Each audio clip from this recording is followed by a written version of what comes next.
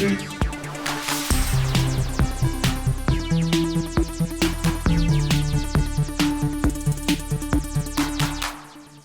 and salutations, Sifters. It's GameFace, episode 387 on Sifted Games at Sifted.net. I'm Shane Satterfield, the founder of Sifted, and also the co-host of this awesome video game podcast, who is also hosted by Matt Kyle. What's up, Matt? Who is also hosted. Which is also hosted. GameFace has become sentient. It's personified, tell Matt. me that. I just figured it out. How are you doing? All right. Yeah? How's your week been? Pretty good. I don't know. Nothing happened. Nothing major happened this week? I saw The Fall Guy. That's about it. Oh, was it good? It was pretty good. Was it? Wasn't bad. I'm surprised to hear that. I did not think it was going to be good. Nah, I've never heard anything bad about it. Oh, really? It's just, it didn't perform as well as they hoped. I go to movies so infrequently now, Matt, that I don't even really check reviews on movies ananymore until they're, like, on streaming. Like, I don't even really keep up, like, big stuff that I'm interested in. Well, good news. Madam Web hit Netflix today, so... You want to see the worst ADR I have ever seen in a film? Like, I think they added a whole subplot to that movie in ADR. Oh, really? Like, I don't think that there's a whole thing of her going to Peru and a whole and this subplot with what the bad guy is doing that I think was completely added by recorded dialogue later. Oh. Because I don't think they could get anybody to reshoot anything because of everyone's schedules. Mm-hmm. So I think they just Frankensteined it together out of like additional dialogue. Oh, because there's all these shots of people. There's all these scenes where people are like talking, and you can their faces are like covered by a random shadow, or like their back is, or like you can just see their mouth isn't moving. Yeah, like it's more obvious in this than any other movie I've ever seen. As somebody who edits video a lot, like these days, I don't know how you pull that off. It's so hard to chop stuff together and make it sound natural. It's very They didn't pull it off. I guess that's the point. One thing I should mention too, I think was it last week or the week before, someone said that Godzilla was going to be on Amazon Prime. Mm-hmm. It's not. That was only in Japan. There's some kind of licensing issue in America where there's only allowed to be like one Godzilla movie per year or something. Oh, Toho has some weird rules about things. Yeah, that might be something. And so they're saying now that movie is not going to be streaming in America until 2025. That's a mistake. That sucks. It really sucks. Because if you're going to have to pick one or the other, you definitely pick that one over Godzilla v. Right. Kong. Yeah. But you know what? Which one did better in the theaters? Barely. Right. With a massive marketing budget at that. And a bigger budget in general, like as opposed to $10 million. Yeah. Is a lesson there, but we're not going to learn it. Yep. Also, I didn't see Godzilla X Kong because I have things to do. Yeah. You have a life. And but I didn't see the more clips coming up because it's hitting. I think it's hitting digital rental this week or something. I had not seen the clip where Kong picks up the baby Kong and uses him as nunchucks to beat off like 14 other ape monsters. And not in the No, not Let's clarify. Yeah, like not in the Archie Comics way. But like he just beats the hell out of all these other gorillas using a child as a club. And I'm like, what is this movie? That's insane.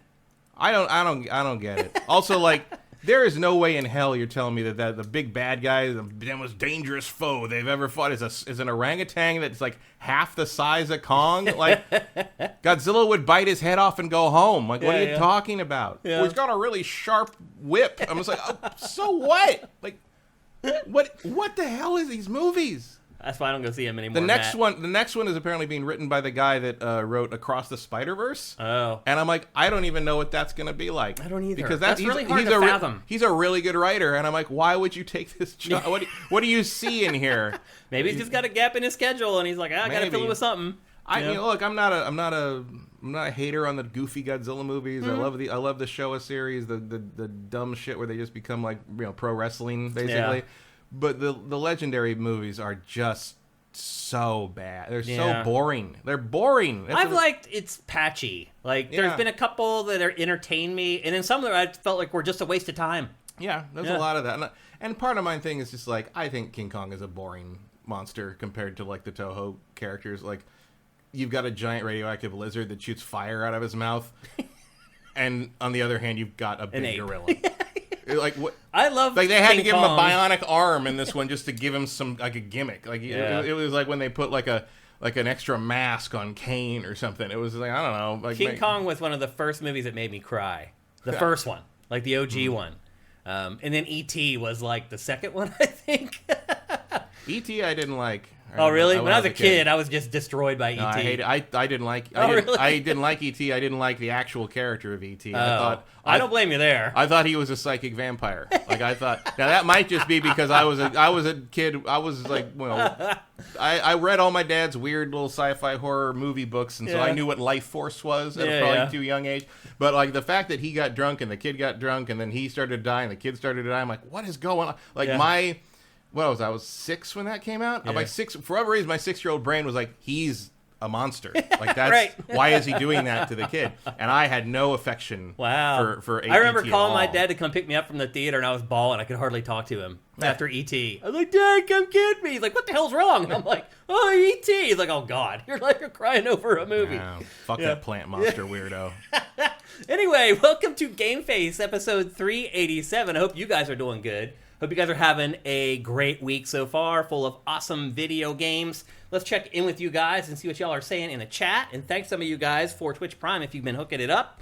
Andy T. Monahan, thank you for subscribing at Tier 1. Looks like we hit level 1 of the Hype Train. Hype Train's kind of lost its hype, Matt. Have you noticed? Yeah. They should upgrade that to Diesel. Yeah, we haven't hit level 4 in a really long time. Squishy Muffin says, was listening to last week's episode today and really want to know if Matt has played and liked Subnautical in relation to Endless Ocean. Yes, he loves Subnautical. Yeah, I like Subnautical. We've covered it here on GameFace. I don't find it to be a very useful replacement or comparison to Endless Ocean because they're not real fish. It's alien stuff, and that doesn't hold the same.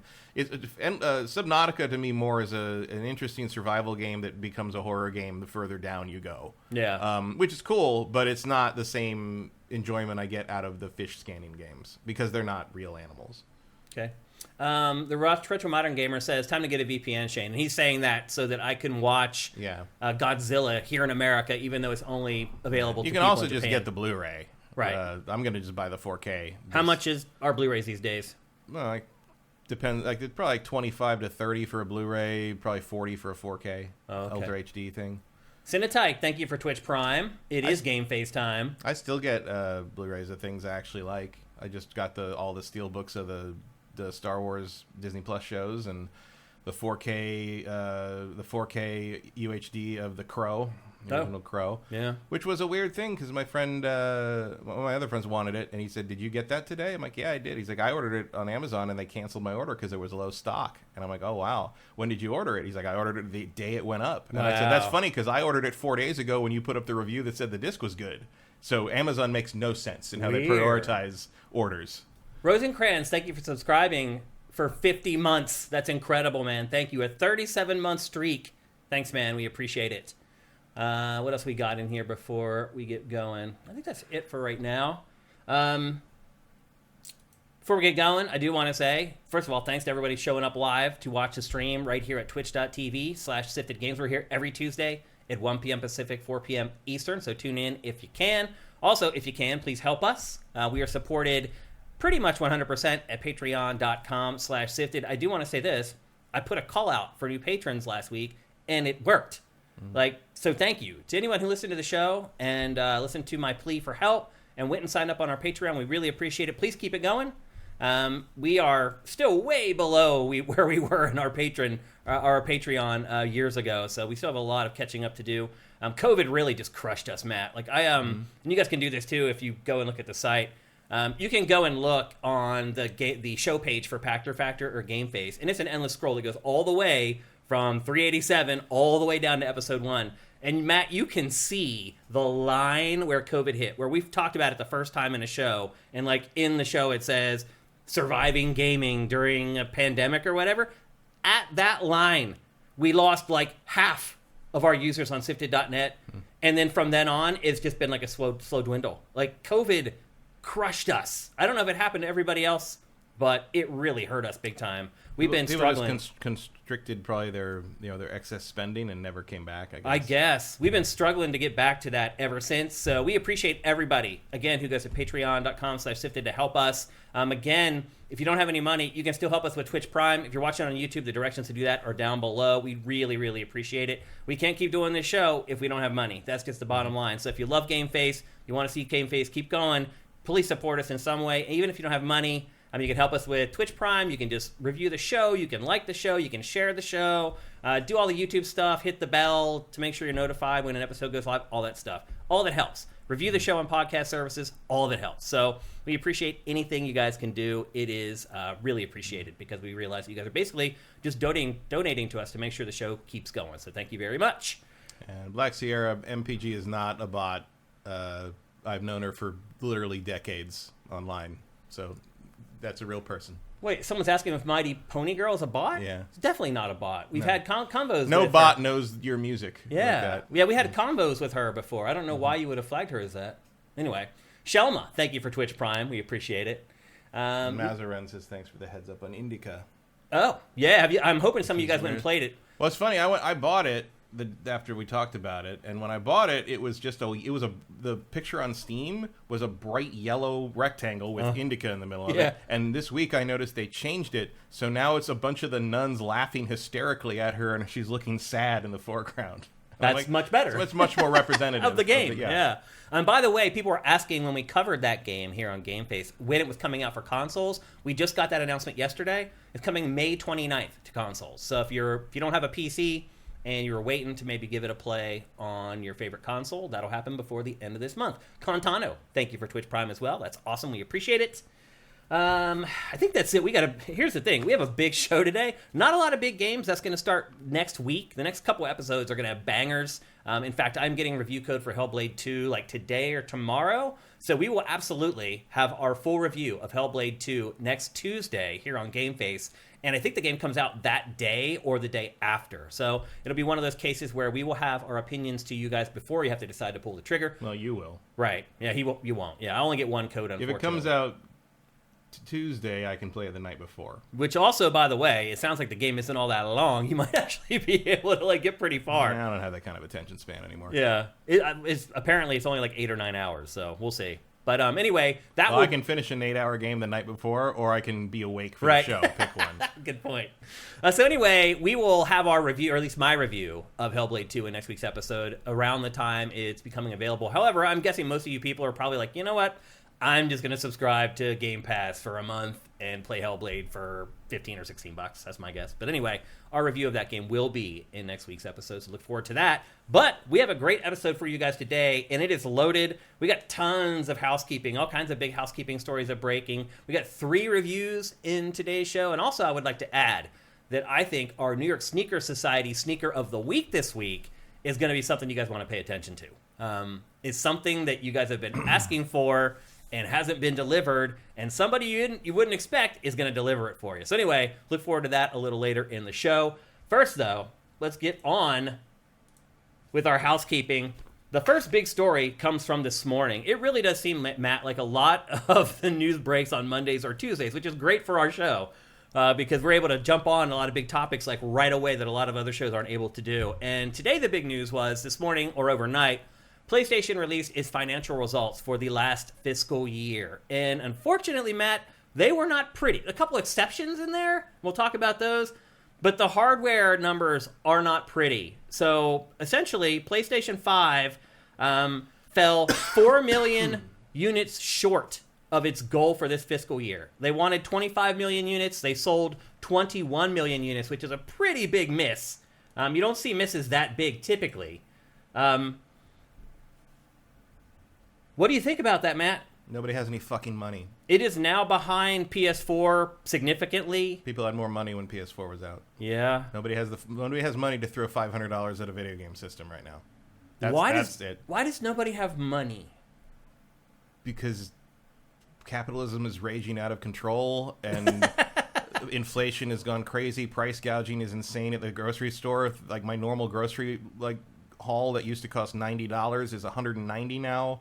who has the fucking money to throw $1,000 at a PlayStation 5? But, I mean, we can go back a couple years where inflation was awful. Like, we're actually fortunate in America. Well, inflation is under control right now, but the prices haven't readjusted. And I don't think they ever will. Probably because not. what happens is when these corporations jack up the prices, they never go back. Well, they need to regulate the distribution gouging, which is what's happening in the food market.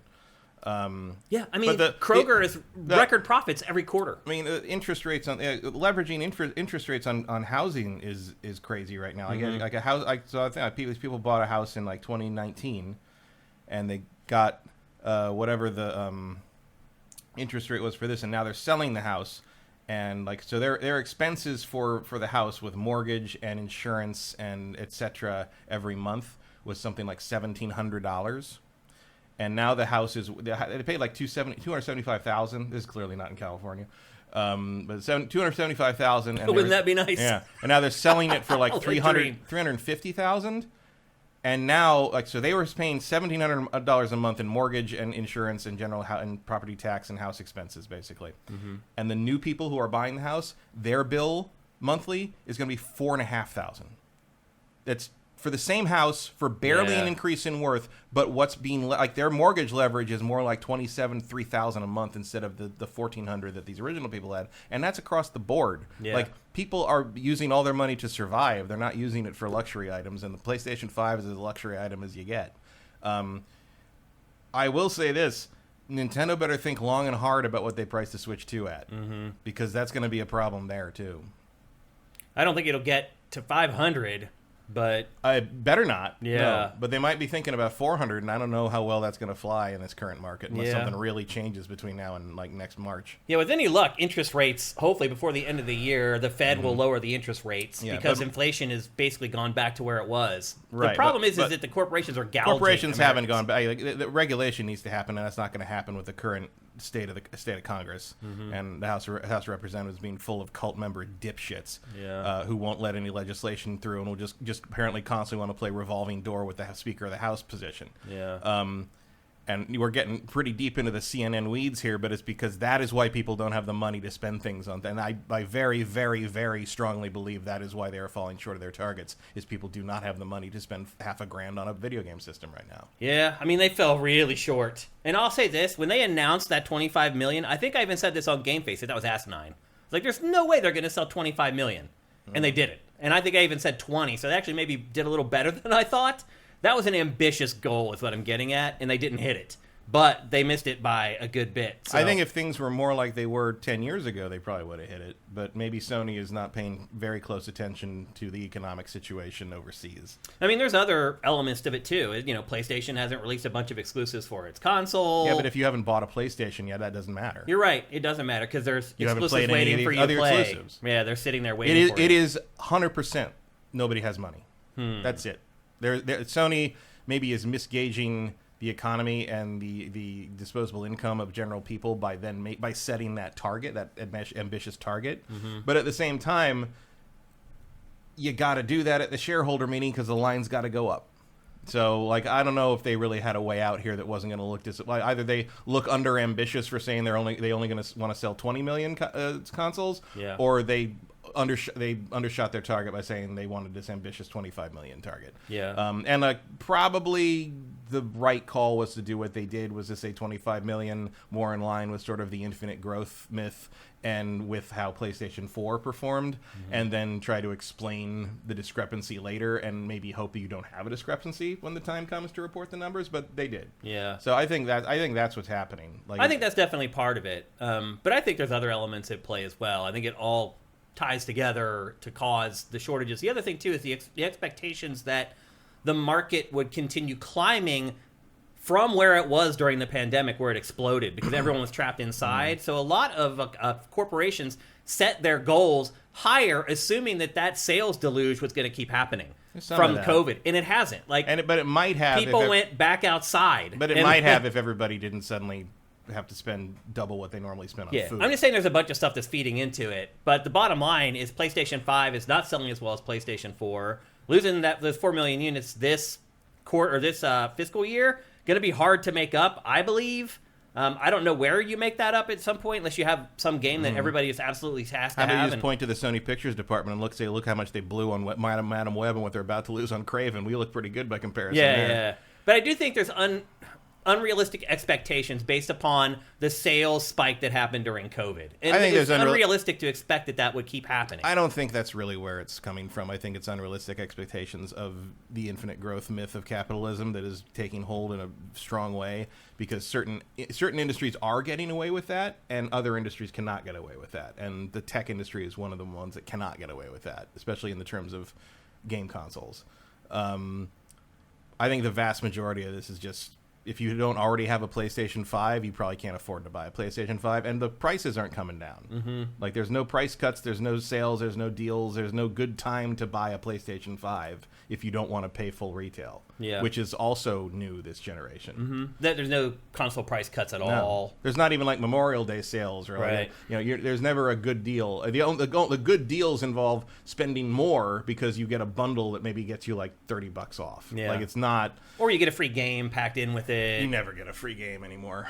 I mean, they do. They still do that. I mean, I guess they stuck the code for Horizon Forbidden West and charge the same price. Yeah. I mean, it's no skin off their ass to give you a actually code the Horizon bundle cost more. Oh, it did? Yeah, the Horizon bundle costs an extra $60. Really? They made you pay for it? You don't get a free game. Then why would they do the bundle? There's no point. I don't know. You can just buy your PS5 and then choose the game you want to buy. Absolutely. Are you sure? 100%. I bought one last year. Really? And it was more than just buying a regular one. That's so dumb. That makes no sense at all. That's how it's been forever for the last 2 generations. You don't get a break. No, you do. Yeah. No, Pachter talks about this all the time. They've asked me a million times. Pachter doesn't know what he's talking about then, because the bundles with the games included cost more. They always cost more. I don't remember them ever costing more. Neither did I before last generation, but they started doing that. The only time I can remember, the last time I bought a system that had a bundled game that didn't cost more than the baseline system was the Wii U, when they did that Splatoon Smash Brothers pack-in. And that was a special sale. That was a Black Friday sale, so that was probably why I bought that then. Yeah. But no, 100% the Horizon Forbidden West PlayStation 5, you were paying for the extra game in there. Maybe it was the $10 you didn't pay for the normal $70 price point. I don't know. Matt, do you think that all these layoffs that we've been kind of confused why there have been $550 for Spider-Man 2 bundle? Right there. PS5 is $550. PS5 is $500. It's $550. It's $550 if you buy it with Spider-Man 2 included. Yeah. You pay for the game, but I mean, you're not paying $70 for the game. I guess you're getting a slight cut, which that's not going to motivate anyone to buy it. $20 saved is not going to get it done. No. Yeah. I'm wondering too, Matt, we're all kind of flummoxed and wondering why all these layoffs were happening, because the numbers weren't climbing, but they were pretty much flat, and the industry still seemed to be doing well. But do you think that the publishers were privy to these PlayStation 5 sales? Like, they knew the PlayStation 5 was selling poorly and was not going to hit anywhere near its goal, and they were like, look, we're just preemptively going to start making some moves here because things are not looking good. No. Yeah, it is very rare for platform holders to share that. They would not have shared that. Also, it's not selling poorly. 20 million is a lot of units. It just fell short of their ridiculous goal that they arbitrarily set without actually thinking about what the realism of that was. And you're not selling 20 million copies of a game. You're selling 5 million copies of a game, and you can still do that to the install base that exists on the PS5. The problem, and the reason a lot of the layoffs are happening, is because the shareholders would rather see the stock go up 2% from all the layoffs, adding investor confidence. Confidence. Yeah, well, I mean, that's what it is. I know that's what they call it. That's why they do it. They lay off 1,000 people, the stock goes up 2%, and all the shareholders are like, good business, well done. That's how it fucking works. I know. They don't care. None of the people that are making those decisions give a shit how many copies Helldivers 2 sold. Yeah. They only care that if they get rid of this many people, if they shut down this thing, it makes it look like they're being frugal and preparing for the future, and the investors like that. The line goes up. That's it. That's all it is.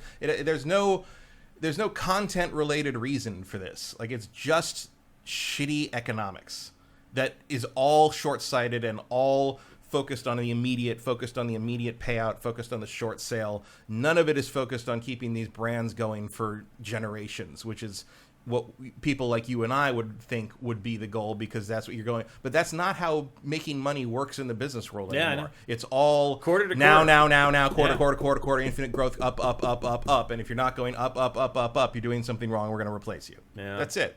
and none of it matters. None of it, in the end, especially, it's harder to gauge with something like Xbox where they're doing this Game Pass thing. And I think part of the reason the Game Pass thing happened, yes, it was one of the ways to kind of make some inroads in the only way that Microsoft could by using the sort of infinite money. But I think one of the other issues there is by using the Game Pass model, it obfuscates how well and how poorly all these titles do.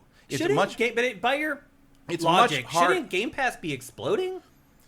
Instead of not exploding with new subscribers? If people are pinching pennies? No, because you still have to buy a $500 Xbox for that. Yeah, but you can spend $16 a month and play most... Only if you already have an Xbox. You still have to pay hundreds of dollars for the system. That's the problem. But, I mean, they can get an Xbox One for cheap. They can get a Series S for cheap. You can get a Series S, but, that's what they're doing. Series S is selling like crazy. It is, but shouldn't it be doing better if people are crunched financially? No, because that's how crunched they are. Wow. It sucks right now, dude. But I live in this world. I don't see it. Of course I spend a little more when I go buy groceries, but... that's it. I don't know. Go to the Midwest. Talk to these people.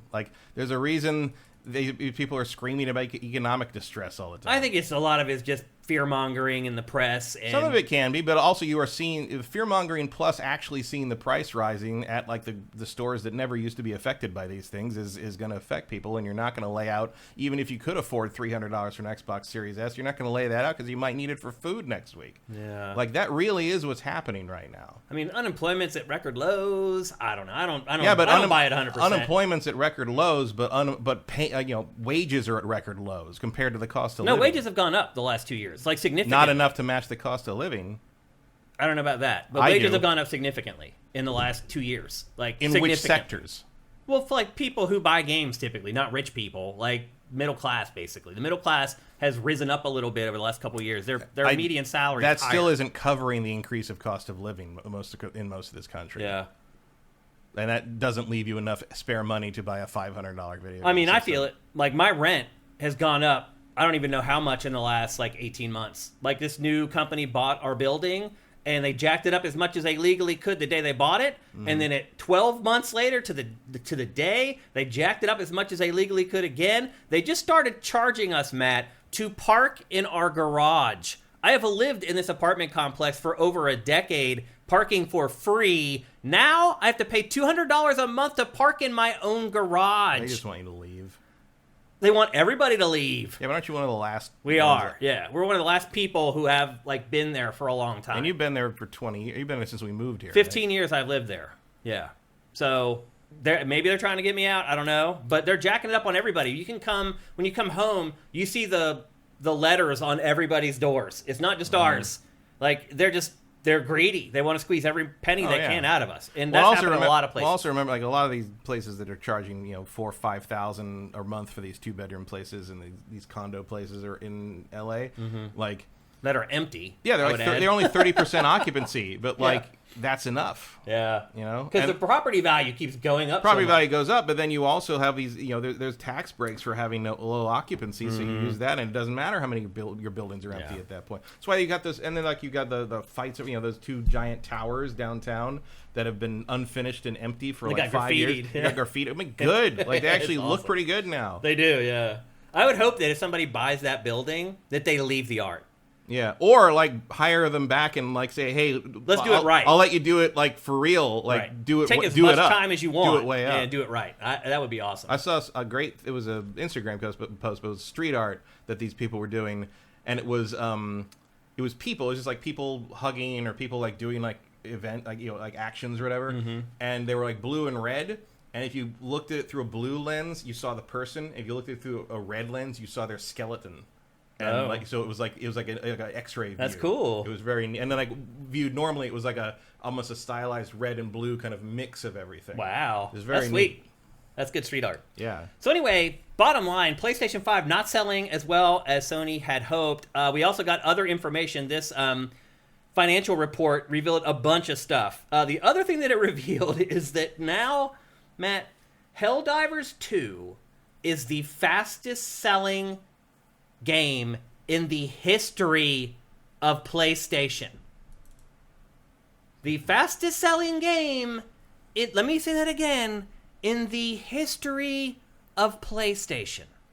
People love democracy. So, that's a good one. What does this tell us, Matt, other than that? I guess it tells us that if you're going to do a game as a service, make it unobtrusive and give it a sense of humor. Yeah. Like, this is not like a personality-free... This is not X... I can't even remember the fucking name. It's got tone. What's the Ubisoft thing? X-Defiant. X-Defiant. Yeah. Give me a name I can remember. Helldiver's a good name. That says it all. You couldn't remember the name of it. It probably helps that it's recognizable as Starship Troopers. Yeah. With a serial number filed off. Yeah. And just like it's fun, like not just in the sense of the gameplay, but like this is a fun teaser. The intro is cool. It pulls you into the world. It makes it real simple. It gets you there. It throws you right in and lets you play, and it's cool. Think about all the amazing games that PlayStation has published, and this game beat them all. I mean, what does it tell you about releasing games day and date on PC? Probably worth it. Like that, because a lot of the sales on this came from that. I know. More came from PC than came from console. It's also interesting to note that, like, they're kind of... I mean, if you look at a lot of the game as a service and the shooter stuff on PC, there isn't really a lot of stuff like this. Like that. This is a very console-y... Yeah, very console game. Yeah. Right down to the jank, really. It's a kind of a console... I don't know. There's something about this one that's just sort of like... And the first game had that, too. The first game had that, too, where it's like, yeah, this is not great, but it's like... There's something about it like it. It's like there's something to it. There's something to the attitude. There's something to it's like kind of like how Sonic was popular, even though a bunch of other things did the same thing.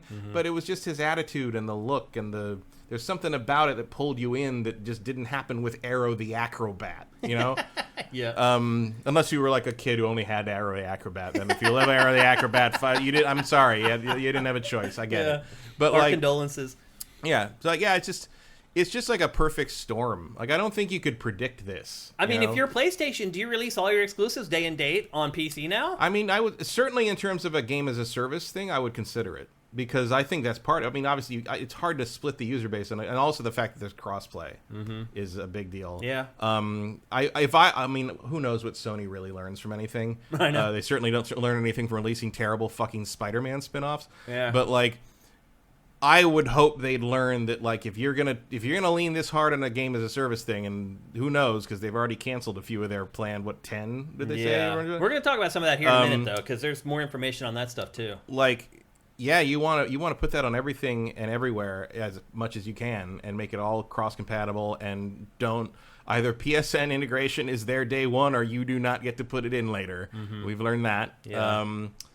Yeah, I mean, and the thing is, like, I don't know. There is something compelling about the setting of this game and the kind of the community pushback on this, like the battle map here, and the fact that the developer is involved in things and the CEO is on Twitter like lying to people about there's no flying bugs. That's propaganda. That's bug propaganda.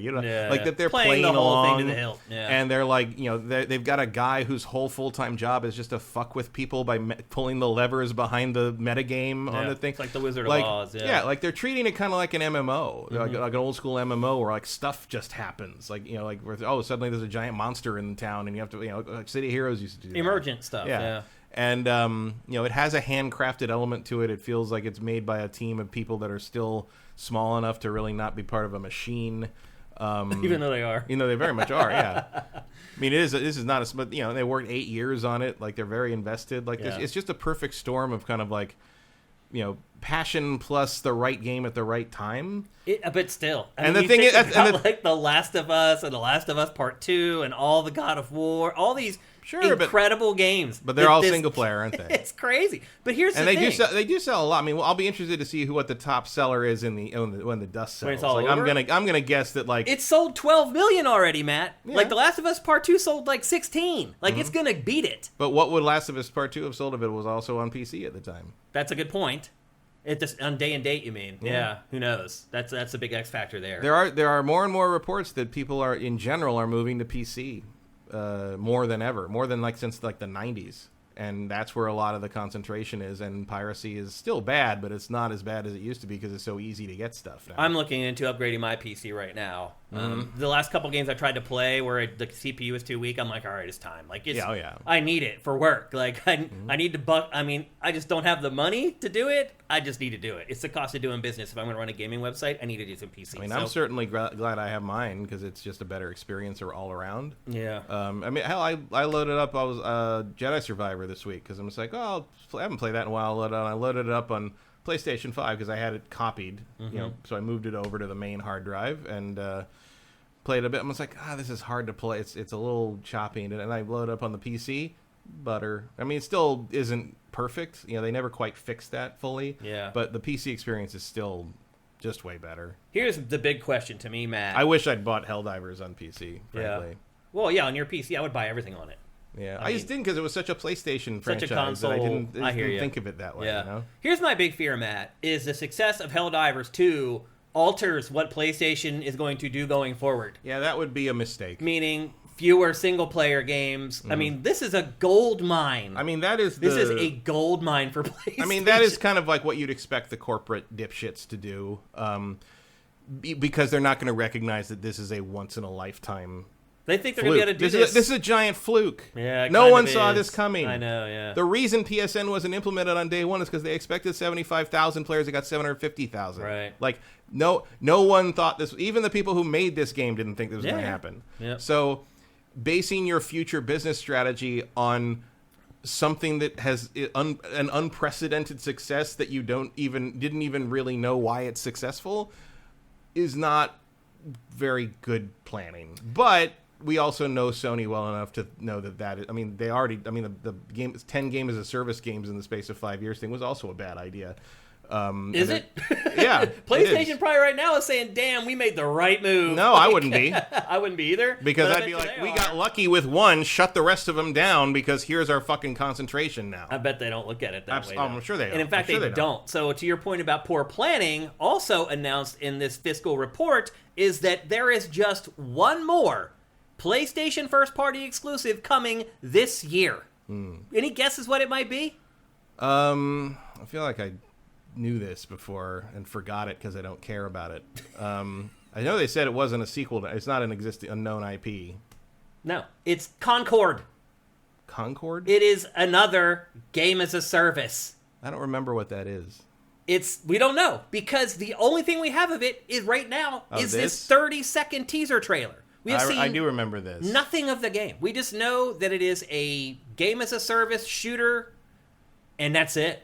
And all we have is this little teaser trailer. I mean, my guess is they're planning on it coming out this year. We should be getting a lot more on it here in the very near future. My guess is maybe next week. Because, there's that rumored PlayStation showcase that's coming up. But that's the only game coming out this year, Matt. Yep. I mean, they don't even have... Somebody didn't schedule something properly, I'll tell you that much. I mean, there's been 3 years of this now. Of, like, a platform completely bereft of exclusives. Yeah, but part of it is they know that, like, people just think of video games as they're like, they'll buy all the third-party stuff on our console and blah, blah, blah. But it is we're very out of the ordinary. We're infinitely far ahead. We don't even know what else to do. Yeah. And there we go. And I'm sure part of it is just because they have a limited amount of first-party studios, and they're all working on stuff, and things take 5 to 7 years to make instead of 3 now. So I mean, you are. I don't know if it's... I would say Microsoft made the right call by stacking their deck with a bunch of new developers, but then they're now just shutting them down. That hasn't worked either. So, I mean, that's kind of what I'm getting at here. Like, what is working now? It doesn't feel like a lot of shit is working anymore. It feels like things are not working anymore, and they're scrambling to try to figure out how to find new stuff that will work. Well, but you know what is working? Nintendo. Yeah. They make smaller games that cost less and come out more frequently, and they all do pretty well, and some of them do really well, and they're fine. Yeah. And Nintendo retains 98% of its employee base, both in terms of not laying them off and in terms of them not quitting. Oh, in terms of them, like, giving them raises. Yeah. Japan, there aren't any layoffs in Japan, Matt. The people in Japan are getting raises and profit sharing, while everybody in America in the West is getting laid off. Somehow Japan has figured it out, like... Capcom now is ringing the bell, dude. Japan also has much stricter laws. Glory days. Japan has much stricter laws about that. Yeah. Too, which we probably should have too. Maybe. But But I mean, the solution to a lot of this is regulation, which is not something you're going to get through in this climate of how hard the weirdo right-wingers are screaming about everything should be free and you should all be free to die in the street if that is what God and the capital free hand of the market decides. You know, like that's real. I mean, I saw a libertarian dipshit on Twitter the other day saying that the true libertarian belief should be that if no one is around to feed a baby, that baby should be allowed to die because it clearly wasn't fit to survive. These guys talk a big game. But this is who you're face to face. Right, well, no face to face, but they don't have to be face to face to fucking legislate that in the South Dakota thing. I mean, you know, they can shoot a dog and they can pass some terrible laws and call it a day and you're done. Like that's, you know, and no one's going to help you at this point. Yep.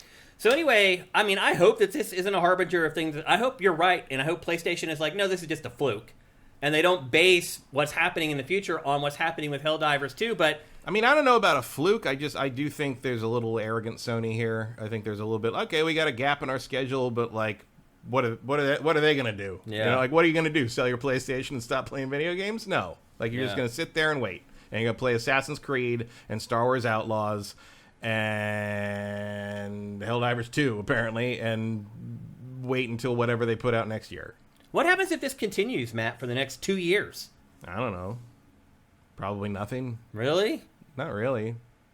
Most people I know don't really care about these. Casual people I know don't really make a distinction between exclusives and just things. No, I just mean the industry continuing to get smaller instead of bigger. I think it'll just contract, and you'll get less big, you know, AAA games, and things will shift more into the kind of the smaller B-lister indie game space, and a whole lot of people in the kind of the third party, you know, EA, Ubisoft realm are going to look real fucking hard at what Capcom does and try to figure out how to replicate that.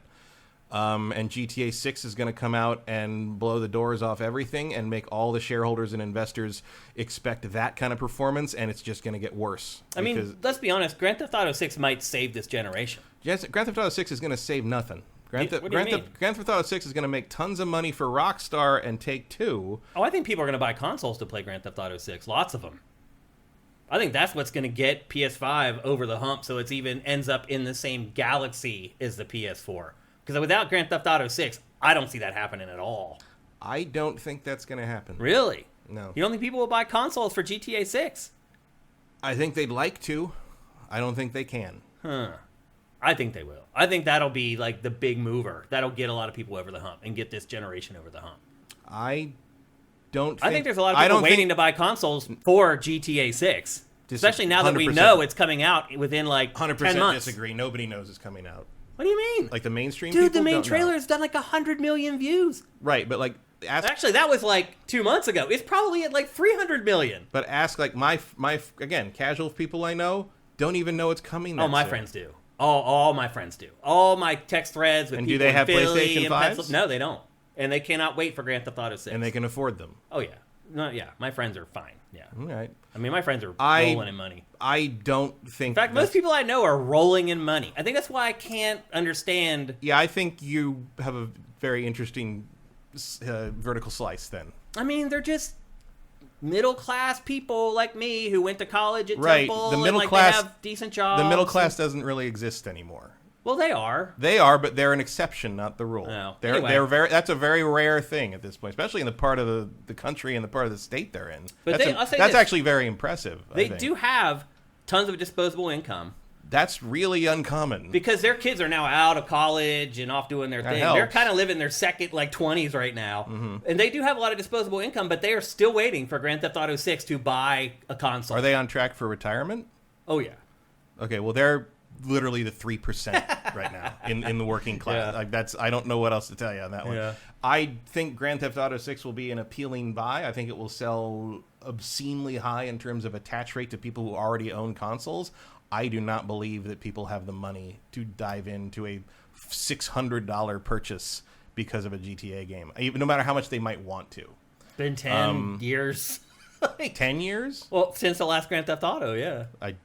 You don't have the money, you don't have the money. Yeah. Like, I know Kutaragi wanted us to all get second jobs to afford a PlayStation 3, but that didn't happen then either.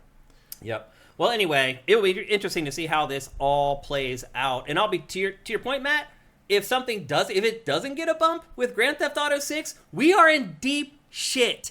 The industry is in deep shit. Yeah, probably. I mean, I don't think 4-alarm fire, ring the fucking bell shit. Like, not like, no, that is a disaster. Well, no, the disaster is the 83 crash, and it's not that bad.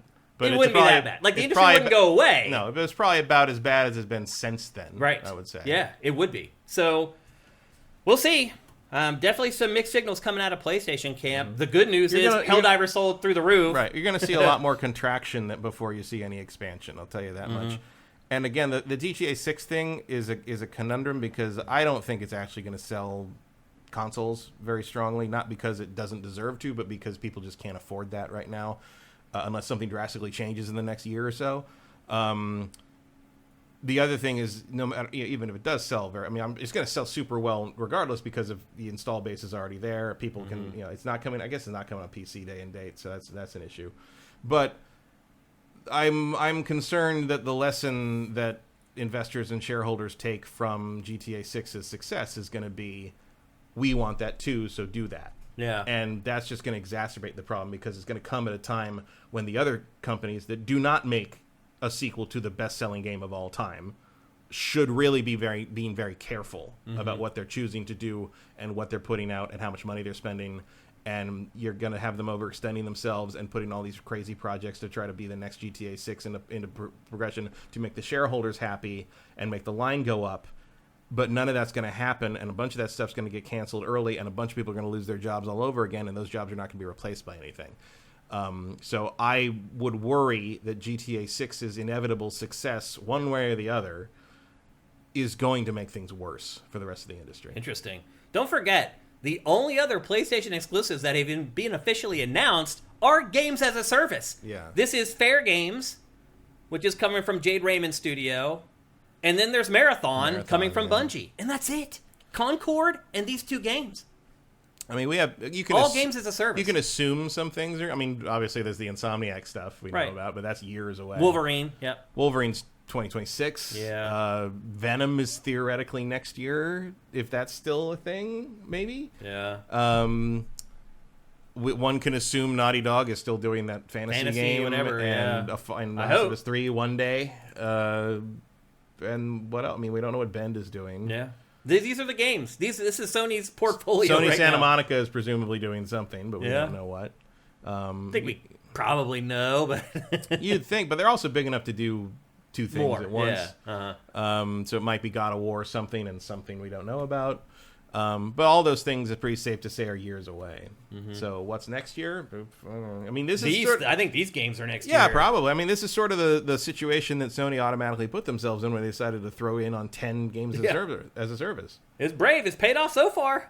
Well, it paid out once. Yeah. We'll see if it can happen again. I mean, in the end, with the way games as a service happen and how they function, feels like 1 out of 10 is a pretty good It's like hit. Pachter said, if you have 2, you are set forever. Yeah. Like, that's why EA doesn't release games anymore, but it still does pretty well financially because it has Madden and FIFA with Ultimate Team. It has 2 games as a service that deliver every single year. And that's enough. Well, I know that because they've divided the kind of internally. Let's have Apex internally, Legends, they've too. divided it into sort of like EA Sports and games, entertainment games. or whatever. Right. Yeah. But apparently, internally, they call them the profit and the non-profit sides of EA. I mean, so anyway, we just talked about PlayStation for like 40 minutes because I mean, at this point, I mentioned before, it's like a giant symptom of a larger issue. Yeah, I think you can look at PlayStation to figure out what's going on in the larger scope of the industry more than the other guys. Right, and I also think you can look at it to see what's going on in the larger scope of the economy. I think I don't think this is just Sony doing dumb things. I think this is pretty much across the board in non-essential items. Yeah. So anyway, that's the latest on PlayStation. It's not looking particularly good. It really feels like, to your point earlier, third parties are going to carry the water here. 100%. Yeah. And Sony's done that, never to this degree, but there have been stretches, especially on the PS3, where you were really just you really were leaning on the people who only had a PS3 and just played everything on that. And the third-party games initially ran like crap on the PS3, which didn't help either. Yeah. Let's actually check in with you guys real quick before we move on to the next topic here, because this is a big one. They're lucky that they closed that gap on this generation pretty well. Demon reminds us that, as a reminder, Spider-Man 2 barely turned a profit. Yeah, well, that's because they spent $400 million on it, which is probably not acceptable. Yeah. Like, maybe half that. People are bringing up Death Stranding 2. Yeah. I mean, when is that coming, actually? I'm not sure. I think that's 2025. Next year sometime. Yeah. That's still a ways away. Erebus Jones says, this is all a bit over the top. Nature abhors a vacuum. There will always be games. The only things in deep shit is the money. And screw those guys. Yeah, the people who work in the trenches are on the line first. Like, those are the people who are going to suffer first. Eventually, that might trickle up to the people who hold the money, but they're going to get golden parachutes. Yes, the developers who are losing their jobs, Erebus, they're people like us, man. Yeah, thousands. Just working 50, 60 hours a week. Thousands and thousands of jobs in the industry and the development level no longer exist since how January. can you ignore that? No one, I guarantee you, no one in the money area has felt this at all. Not even a little bit. Rock and Roll 458. People can't seem to understand that besides Nintendo, no one cares about buying consoles anymore. Younger people are playing on tablets, mobile, etc. You're competing with Netflix and TikTok now, not the other video game box anymore. I think that's part of what's going on. That is some of it. Yeah. Again, I think it's a bunch of things that are all swirling together to create this environment that we're like in. All the kids I know who play console games are playing on their parents' console. Mm-hmm. You know, like my friends all have consoles to play the games that we like and we're interested in, and that goes on down into the millennial age. And the younger kids don't. No one asks for a PlayStation anymore. They ask for a phone. By Mind X says, the industry is moving toward mobile, so they will be fine. Well, they have to be able to make successful mobile games. Cracking the mobile game market is not easy, man. Yeah, that's even harder than the game as a service thing. Yeah, like, believe me, if it was easy, you could just go to mobile and make a bunch of money, everybody would be doing it. It's not that easy. And they were for a while. They were trying to do that for a while, but it's gotten more crowded and things have gotten more entrenched. Yeah. Every once in a while you get a big breakout hit, but it's really just, the big boys. And then if you can kind of eke out a little niche, it's great. But a lot of mobile game studios make one game and then fade away. Silk Snake says, I'm so tired of waiting years for sequels, and I'm not alone. Yeah, I mean, and those gaps are just getting longer and longer. I mean, it's not feasible to have sequels take 7 years to make. It's just you're letting the people who loved those games that would buy the sequel age out of the demographic. we have Mitch Secor, who is a PlayStation employee, trying to tell us that there are in fact PlayStation games. Okay, Mitch. Well, you listed 2. Right. In the last 3 years. Usually Sony has had more than 1 per year. Yes. And I don't really count the Final Fantasy games because they are technically exclusives, but they didn't move the needle. Yeah, well, we're going to talk about that in a minute, too, Mitch. Those exclusives you just threw out there. We have another topic about those here in a minute. Final Fantasy is not worth paying for exclusivity anymore. Well, as Square Enix is finding out. Yeah. Surf Spider, Emperor Dread, and Caustic Kip. Thank you for Twitch Prime. Really, really appreciate it. Fire NATO can't believe that they spent $400 million on a Spider-Man game. I mean, a lot of that is just because marketing. It's not marketing. It's how long it took to make it. Because it costs a lot of money to pay. I thought they said it was $250 million for development. I mean, and then marketing got it to $4 million. I don't think marketing got it that far. I think $400 million is much closer to the development costs because that information's out there. Somebody can look it up. The official information's out there, but there are people who didisagree with that. Oh, you're saying there's people who were there that are saying no, it was way more than that. Yeah, gotcha. and I believe it because if you do the math on how much you have to just generally pay people at a studio that large to keep it open for years, that adds up. I mean, people make fun of Star Citizen and rightly so because that whole thing is a piece of shit. But everyone's like, oh my God, they have $1 billion. Where did $1 billion go? I'm like, it went to keeping 3 game dev studios open on 3 different continents for 10 years. Yeah. That's expensive. It is, yeah. So that's... The problem isn't that you're spending all this money to make these games and they don't look, where is it? It doesn't look like you're taking too long. It takes that long to make them. And if the way to cut the budgets is to make them in 3 years like you used to. And if they don't look cutting edge perfect anymore... Oh, well. Yeah. You either going to get games or you're not at this point. Yeah. They cost too much. Contano says, I'm wondering if I'll see Fallout 5 before I die. If we leave it only to Bethesda. 10, 15 years. Todd said they're going to start farming it out. Mm-hmm. So maybe 5 years. I don't know. But again, I think we'll see. I think you'll see. Bethesda in particular is a weird case because it's like when did Skyrim come out? 2011. Yep. And we're going to see the next one in like 2026 probably. Be my rough guess. So you cannot take the entire length of a human being's schooling life to make a sequel to things. It's insane. It really is. And they're finally figuring that out, but way too late. Like, I understand you've got these big tentpoles, and now they've made Starfield, which is not really the same kind of tentpole, but like clearly they intend to treat it as such. You can't hoard 3 of those to one team. No, because you're gonna get one. You're gonna get through one cycle of those 3 games, and it's gonna be time for everyone who worked on those games to retire. Yeah, but they won't be able to afford to retire because they've been fired. Yeah, so it's gonna get worse before it gets better, I think. Majora Tom, thank you for Twitch Prime as well. Fire Native says, Matt, don't forget about those CEOs making millions in salary and bonuses for 10 years takes a chunk too. It does. Yeah.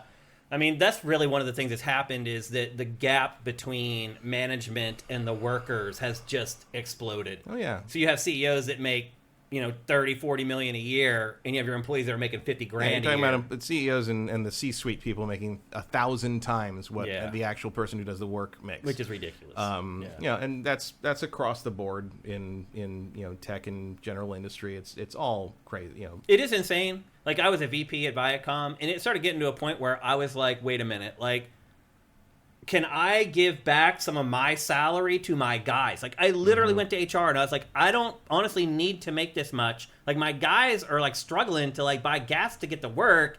They're like, because even if we had a down year, I would automatically get a 3% raise. Like, everybody. 3%. But when you're making a lot of money, 3%'s a lot of freaking money. And I'm like, dude, I don't need the 3% again. Like, give it to my guys because these guys need it. Like, I need them to keep doing their jobs well. They're like, nope, that's not how it works, Shane. My boss came to me after that. He's like, I heard you went to HR and you're trying to give your money away. I'm like, yeah, dude. Like, we're all making way too much money for all the people out there. And he's like, I'm like, no. Okay, Jabba. What are you No, seriously. He looked at me like I was an idiot. He's like, this is how it works, Shane. Like, be glad you're in this group instead of the other. Yeah. What are you talking about? Anyway, but and you'll get the excuse like, oh, the people in that range make more money because they're the ones making the decisions and their asses are on the line. I've never seen any of these people pay any consequences for their shitty decisions. You know, people that are getting let go from Microsoft. Matt, all the people who are in that group that I was honestly in, those people all left at 4 o'clock. They show up at 10. They do 1 meeting a day. They fiddle around. They walk around and make jokes with people, and then they leave at 4 o'clock. Of course. My team and me, we're there at 8 in the morning, and we're there till 8 o'clock at night. If anyone thinks that, like, people, your ass is on the line if you're in the CEO or president realm, and, like, if you make poor decisions, like, you make all this money, but if you make poor decisions, you're going to pay for it. I have 2 words for you. Phil Harrison. Or Golden Parachute. Right, but I'm giving you a specific example. They're given millions of dollars to go away. Like, anyway. But then they get hired to do the same thing somewhere else, and they fuck up the same way, and then they get the same job. It gets just over and over and over again. Yeah. So anyway, lots of stuff going on at PlayStation. Who in the world is looking at anyone that led the Google Stadia thing and saying, like, I want you on my team? Like, what's happening? Because they're all they all know each other. They're all bros. It's just... I mean, it's like a weird form of nepotism at this, but it's a club that you're not in.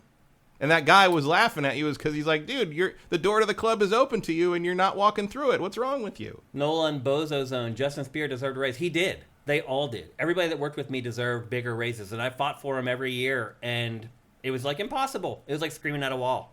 So, anyway, to the point of the bigger point about PlayStation is it is sort of a barometer of how things are going in the industry, and that's why we talked about this topic for a while, because it is going to have reverberations for years and years to come. So that's PlayStation. Now let's talk about Nintendo. So we finally, we probably shouldn't be getting this data yet, but due to... Well, considering we thought we were going to get it like a couple months ago. Right, that's a good point, actually.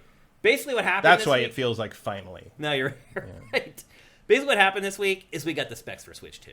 And how they got them was through import, export logs, shipping logs, manufacturing logs.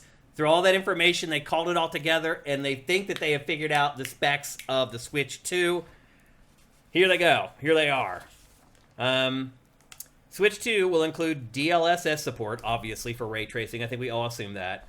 It will include 12 gigabytes of, and I've never even heard of this RAM before, LPDDR5X RAM. Have you heard of that? I've never heard of DDR5X. No. Me either. Yeah, I don't know what that is. Maybe it's a special... I haven't been keeping up on the current RAM situation, though, so who knows? Yeah, I've never heard of it. Maybe somebody in the chat's heard of it. And then the NVIDIA Tegra T39 chip, which we've kind of known all along that they were just going to use the next generation of the chip that they have been using in the Switch. It worked for them. Why not go back to the well once again? And then finally, there will be 256 gigabytes of internal storage, which, thank you. Yeah, that's better. That's much better. Still really small compared to most other... Yeah, still not great, but, like, it's something. It's better than... And to be fair... You can play more than one game when you buy the system before you have to get one of those SD cards. Switch, it wasn't that big of a deal because, like, Nintendo's biggest game is, like, 10 gigabytes. Like, Zelda, like, Tears of the Kingdom is, like, 12 gigs or something. Like, it's completely different from... But that's going to change. Yeah, because the instant you get textures... Those 4K textures are going to change. So that 256 may fill up real fast. Probably 2K textures, let's be honest. Yeah, you're probably right. And then finally, that it is releasing in March of 2025. Now, Nintendo said they will announce it officially and show it for the first time before March of 2025. These leaks are suggesting it will actually be released. Apparently, the DDR-X is mainly used on graphics cards, and they're a little faster than normal DDR5. The GTX 1080 has DDR5X on it, and LP Drelocks suggests it probably means low profile or low power. Okay. Which means it sucks low power, which is very important for battery life. Which also shows you that, in fact, this is going to be a Switch 2, where it's handheld and console in one. Well, Nintendo's not crazy. Isn't it?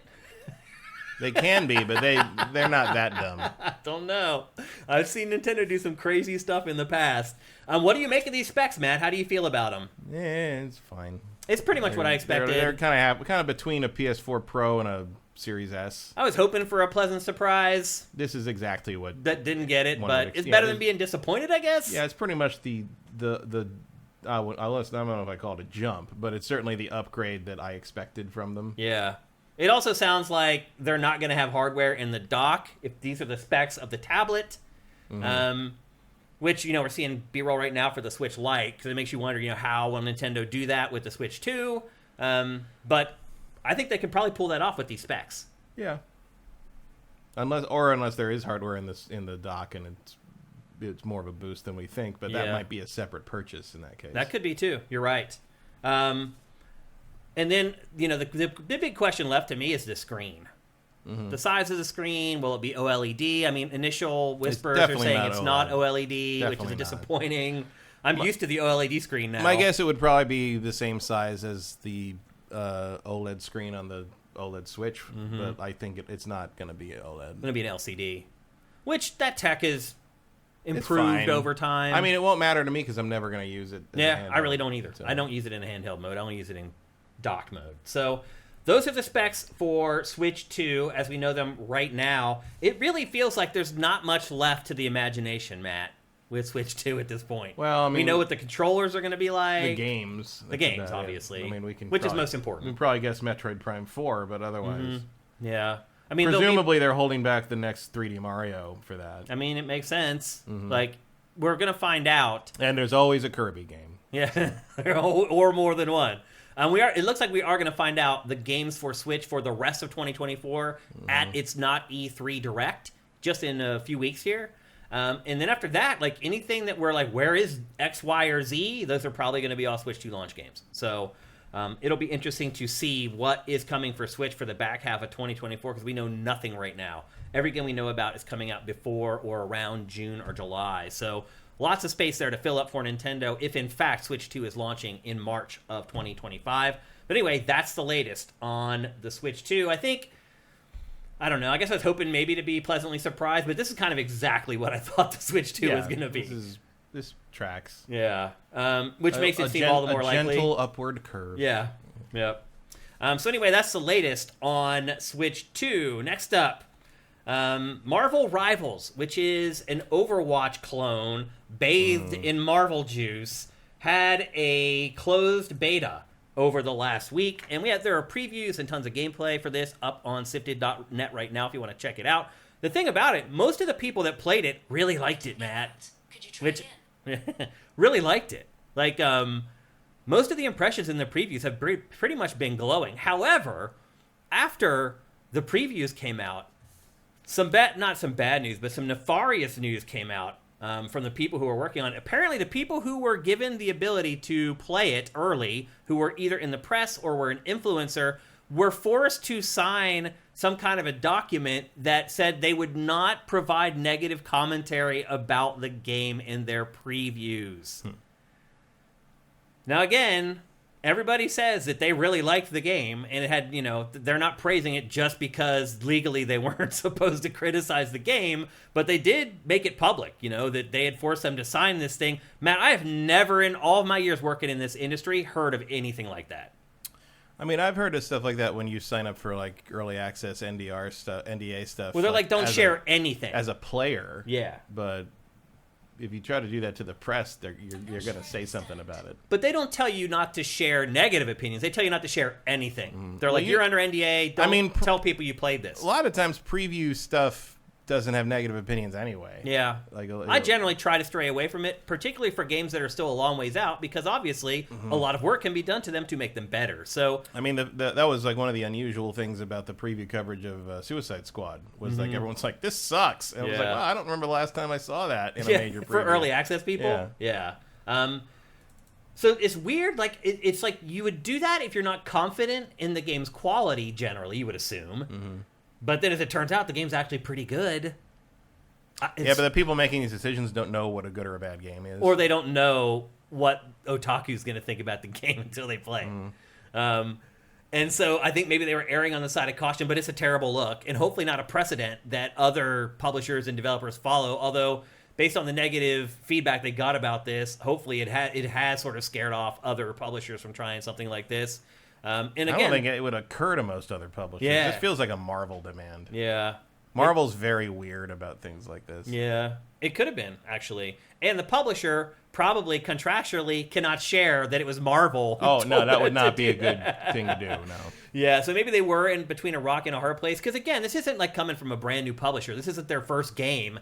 Like, they've been in the industry for a while. They should know that they can't get away with something like that. So I think you're probably right. You can't explain that to Marvel people. Yeah, they just don't get it. Yeah.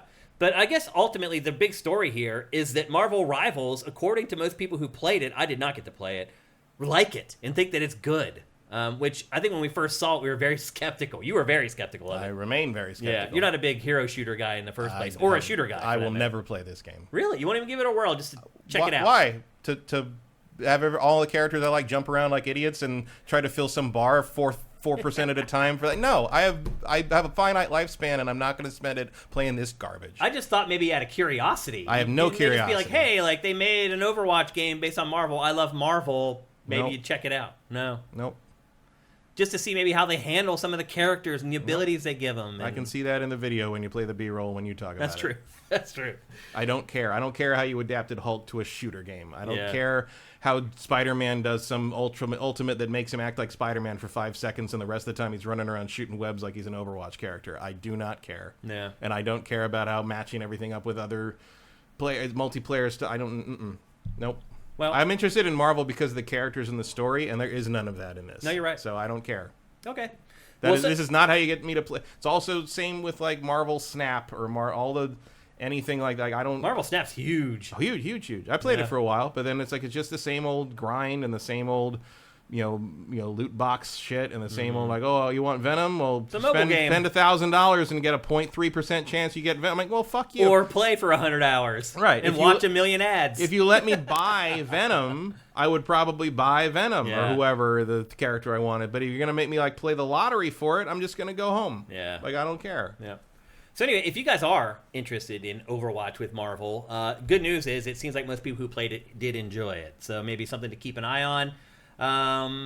Next up, maybe something you do care about. As Nick Sitwell says, I don't love any property enough to play a game genre I hate.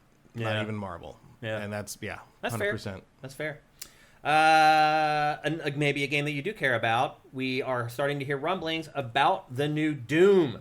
In fact, it's more than rumblings. People have gone out on a limb to say that the new Doom will be at the Xbox Showcase in early June. Basically, it's not E3 press conference.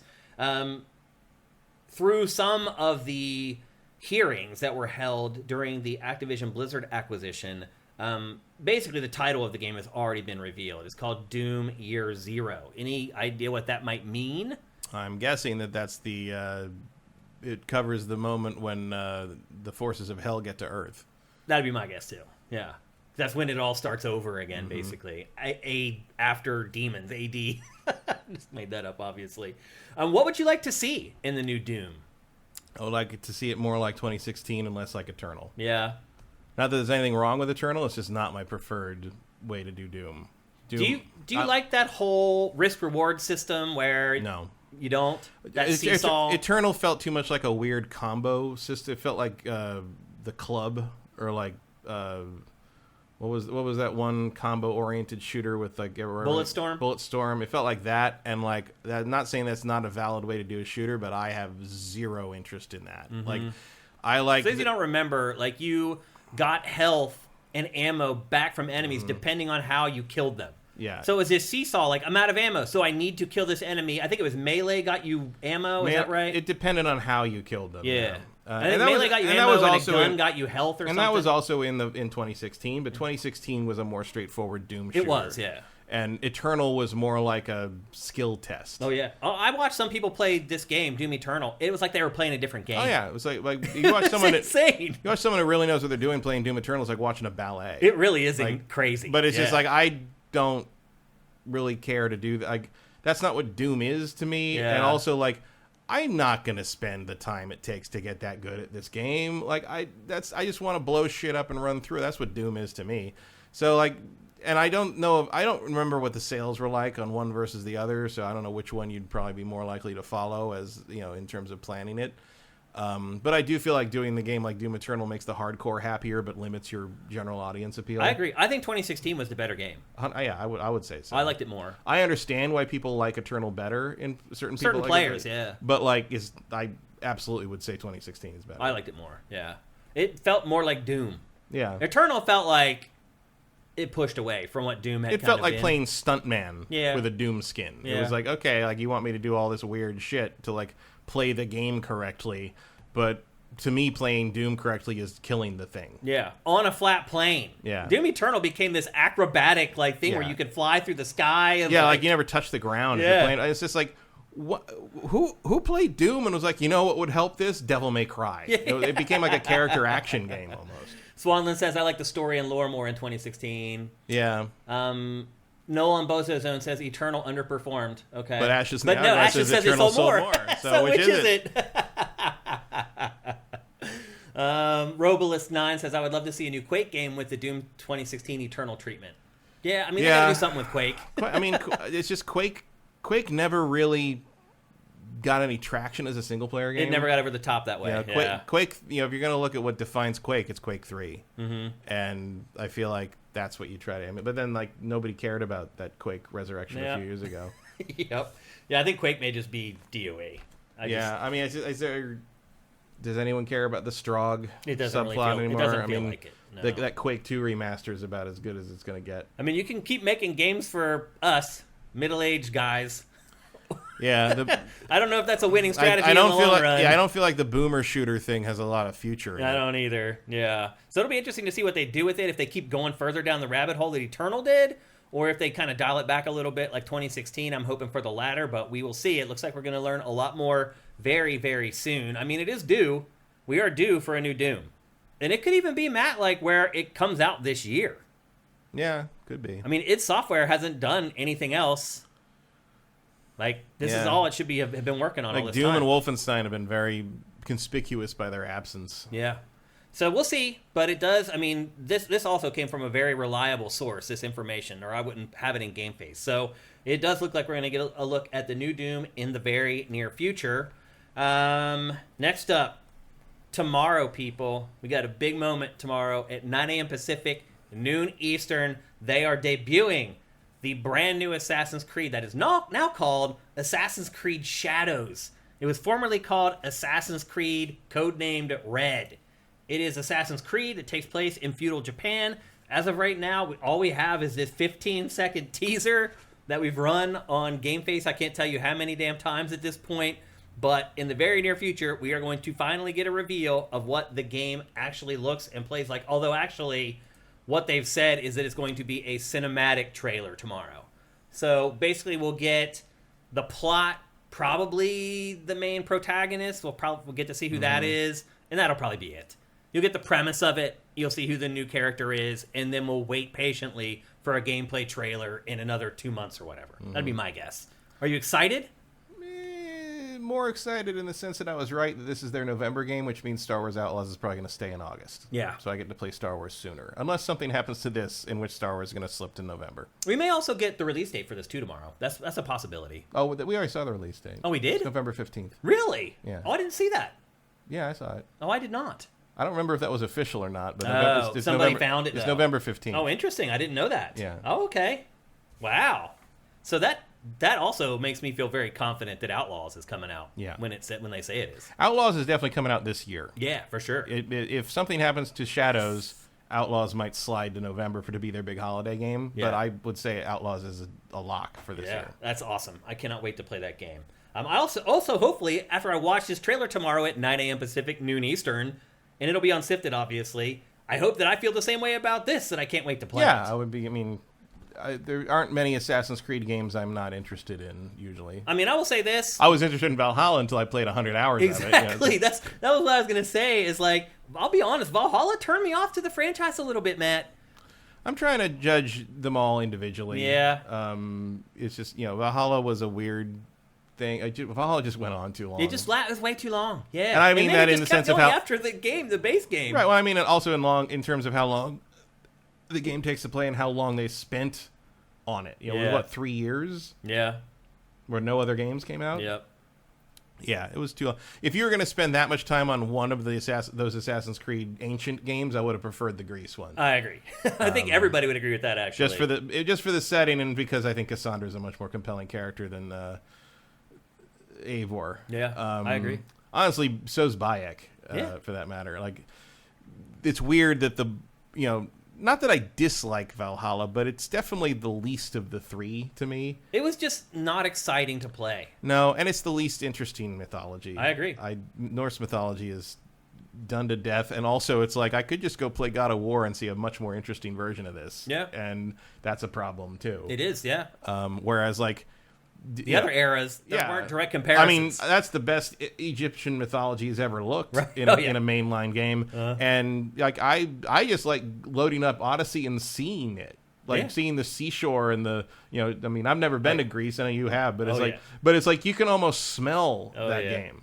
I went back after I went to Greece. I went back and played it again just to see. I'm like, how accurate, and it is very, very. Accurate. It's just a more pleasant game to load up. Yeah, visually and aesthetically. Yeah. And you load up Valhalla, and it's just like, oh, it's raining again. Of course it is. We're in England. It's like, and everything's muddy, and everything looks. Oh no, you're in France now. I'm like, am I? Really? Because it all pretty much looks like the same thing I've been playing. Everybody's got a French accent now. Yeah. Look, I'm not giving up on the Assassin's Creed franchise. I've loved it for a really long time, but this game definitely soured me a little bit on it. Yeah, but I mean this, and I'm curious how it's going to translate to the Japanese setting.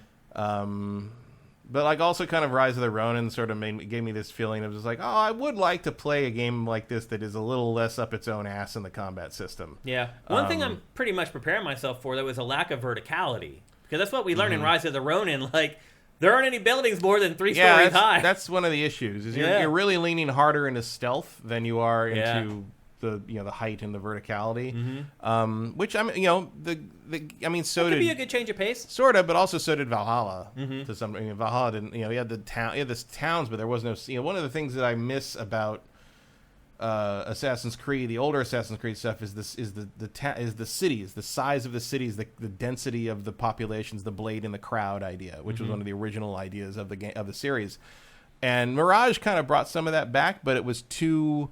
It played too much like Valhalla in terms of like the baseline gameplay controls, and I never felt fully in control of what I was. It felt like trying to graft the kind of the Blade in the Crowd stealth mechanics onto Valhalla, and I didn't think it worked. So my main hope for this one would be that they revamped how it plays to adapt to that. I mean, somehow. they kind of have to, man. You would think, but I would have said the same thing about Mirage, and they didn't. Yeah. Mirage really feels like Valhalla DLC in a lot of ways. And I really hope they went back to the drawing board more on this one. They've had a lot of time. They have. That's another thing that I'm like, okay, you need to deliver. Because you've had more time to work on this than almost any Assassin's Creed ever. I mean, I agree, but then I look at Hellblade 2, and I'm just like, does development matter? Does development time mean anything in terms of how different something's going to be? It does or how random. long? Yeah, I hear you. So anyway, again, tomorrow morning at 9 a.m. Pacific, noon Eastern, at sifted.net. Head there, check out the first real trailer for Assassin's Creed Red, now called Assassin's Creed Shadows. Interesting that last week we were talking about Batman Arkham Shadow, and now it's Assassin's Creed Shadows this week. I'm excited to check it out. Hopefully you guys are too. Next up, we got an update on Dragon Age Dreadwolf, Matt. This information comes from Giant Bomb's Jeff Grubb, who I will admit he has been wrong about a couple smaller things lately. Normally, we would say anything he reports, 100% ironclad. There's been a couple smaller things he's reported lately that didn't end up being true. Just want to bring that up. He did get ahead of those not being true when he found out they weren't true. He did, yeah. And he was a responsible journalist, and he went and owned it and was like, look, I got bad information, blah, blah, blah. Vincent also notes that Sega is calling it the Year of the Shadow. Because Shadow the Hedgehog is the game, and he's in Shadow the Hedgehog 3 at the end. The third Sonic movie. Good call. A lot of shadows this year. That's funny. Somebody else said something. They tagged us up here. What'd they say? Accidentally released by the French YouTube channel. Okay, that's where the release date came from. Gotcha. Yeah, I didn't see that, actually. And then Vincent says we'll get gameplay at Ubisoft's press thing, not E3 press conference, here in about a month or so. So more stuff to look forward to. Next up, Dragon Age Dreadwolf. Matt, we still have not... We have tons of trailers for this game. Tons. Yeah. Right in my TriCaster right now. 1, 2, 3, 4. 4 trailers for Dragon Age 4 in the TriCaster. And not a damn one of them tells you anything you care about. There's no gameplay. They tell you who the villain is. That's about it. That's it. Yeah. No gameplay. It's all just like, I don't know, just prose and this lore. Game's coming. We're making this game. Yeah, it's really happening. They all feel like announcement trailers. Yeah, all of them. All 4 of them. Yeah. Yeah. It's very bizarre how they've marketed this game. However, Jeff Grubb is contending that 1, the game is nearly done, and 2, it is releasing this year. Are you shocked by that at all? No, I knew that. Oh, you knew it. I mean, I knew that was the plan. God, I mean, it's been 10 years. What's another 5? Yeah. Right? Matt has friends in places that he only mentions stuff that he hears from them at appropriate times. I guess is the best way I can put it. Well, more and more, they're not in those places. Right, because everyone's getting laid off. Yeah. So, so this makes me very nervous, Matt, because the little clips that we saw of it a couple, 2 years ago, it really looked awful. Yeah, well, that was never meant to be seen. Yeah, I understand that, but man, it looks so bad. Yeah, but again, never meant to be seen. I know. Like, every game looks like that in development. I mean, it almost looked like a Dreamcast game. Yeah, but because visual polish is the last thing you had. Yeah. I mean, that's why all the people whining about the Wolverine game are stupid. Because, or GTA 6, when we got that footage. Because, Wolverine... Oh, well, this is like Spider-Man. Yeah, because they're using Spider-Man assets as placeholders so they can develop the gameplay. You do all the visual polish last. Yeah. So, yeah, it'd be fine. The concern about Dragon Age 4 is that if this thing doesn't sell 10 to 15 million copies, that's the end of BioWare. BioWare may go away. And even though they're already working on Mass Dragon Age is the most successful of their franchise. Dragon Age sold more than Mass Effect did, which confuses the hell out of me, but whatever. I mean, it did. Inquisition is their top seller. Oh, it's huge. It did huge. Inquisition. Well, it also had a lot of time to sell. Well, it's also been 10 years pretty much since Inquisition. Yeah, 2014. Yeah. So now everybody who played Inquisition when they were 16 is almost 30. Yeah. And I don't know. Because I know people our age remember this game, but it feels like a hard sell. They're smart to not call it Dragon Age 4. I mean, if you're a 15-year-old, the last game came out when you were 5. Yeah. This is Kingdom Hearts shit. This is might as well be a new IP at this point. Yeah. I mean, which is tough because unless you play Inquisition, the weight of the villain in this is not really gonna make any sense. I mean, like, maybe it can. You can tell a story that way, one or the other. But it's like, I don't know. It's just, I mean, at this point, I just hope that the people who are big fans of Dragon Age are happy with it. Yeah, because that's. And there are a lot. But that's kind of the only hope left. Is I hope it doesn't disappoint the people who love Dragon Age, because I'm not one of those people. Yeah, it's always just been one of those middle of the road franchises to me. I find it too generic to really get too invested in terms of just fantasy stuff. It was one of the first like big budget action RPGs. I mean, it was after Mass Effect, so I don't consider. I mean, I know the first one's the most liked one. I hate the first Dragon Age. Like, I thought it was archaic and barely playable even at the time, and I think it's just gotten worse over time. I like 2 the best, which is weird because 2 is the least liked game by the fandom, but I think 2 is trying to do the most interesting thing, where they're trying to tell like a pretty self-contained story inside the walls of a city. It's got a lot of problems. There are 2 dungeon maps, and they just close and open a bunch of doors, and all the dungeons in the entire game, anytime you go in like an underground sequence, it's one of those 2 maps just moved around, which is awful and real lazy and real obvious. But like the whole point of the game is to set up the inciting incident that creates the situation that Dragon Age Inquisition is based on, and that is going to be finished up in Dreadwolf. So in a way, 2 is sort of like, we're telling you the story just to tell you the next story.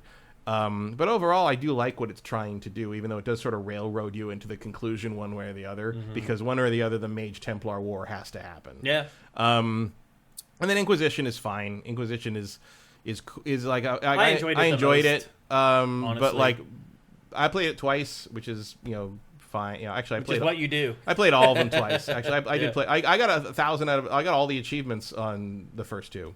Never fully did that on Inquisition, but thing about Inquisition is like one of my disappointments in Inquisition is like realizing that a bunch of the stuff on the War Table map was not anywhere I could go. No, like how much of that was just like, oh, it's just like the Assassin's Creed, send somebody off, wait an hour, and come back, and they have like a thing for me. It's like, oh, I don't get to go to those places. That's disappointing. Leave the hinterlands, for God's sake. But I wonder what people in chat think about Dragon Age. Because, again, it's been a decade. Like, it's hard to know how people feel about a franchise that has been gone for so long. Well, Mighty Pony Girl is probably the biggest Dragon Age fan I know. Oh, yeah? She is a devotee. She says all the Dragon Ages are wonderful and terrible in different ways. Yep. We made her play the Mass Effect games a few years ago because she was like, wasn't into it, and she was like, Mass Effect. At one point, she's like, Mass Effect 2 is really boring and dumb, and I'm like, that's my favorite one. And it turned out she was playing the PC version, and there was some glitch, and none of the incidental dialogue was playing. Oh, and I'm like, that's like half the character work in the game. Like no one was talking the whole time. I'm like, oh no, it ruined everything. It's like. It's I know a lot of very hardcore Dragon. The other thing about Dragon Age is almost all the super hardcore Dragon Age fans I know are women. Interesting. They love. I wonder why. Because a lot of the appeal of Dragon Age is how many elf butts you get to touch, metaphorically speaking.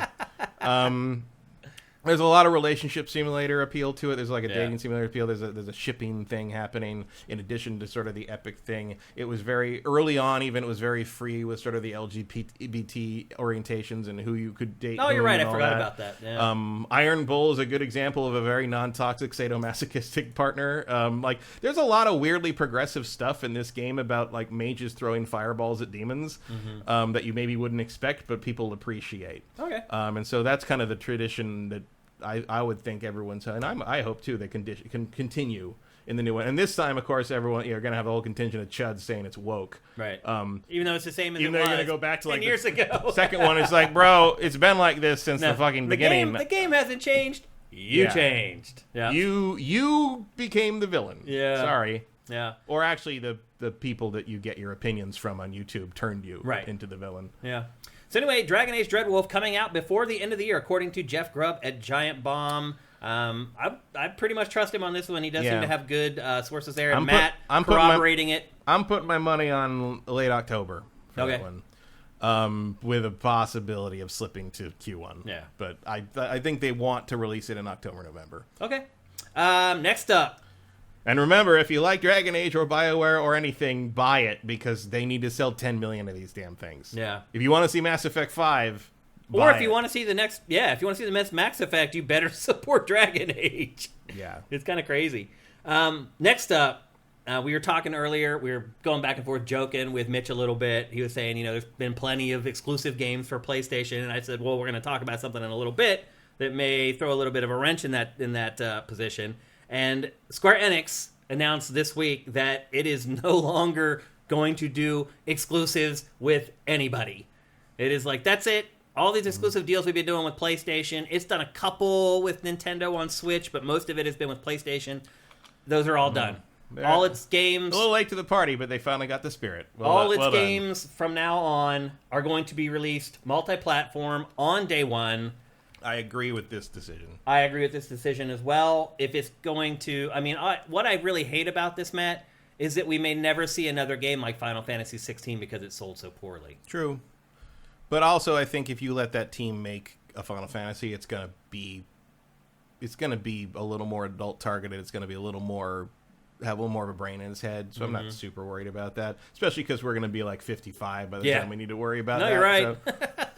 So Final Fantasy VII Remake was one of the big exclusives. And then the second part of that, Final Fantasy VII Rebirth, was another part of the exclusive stuff that Square Enix has done with PlayStation. Also, Forspoken, was that also a PlayStation exclusive?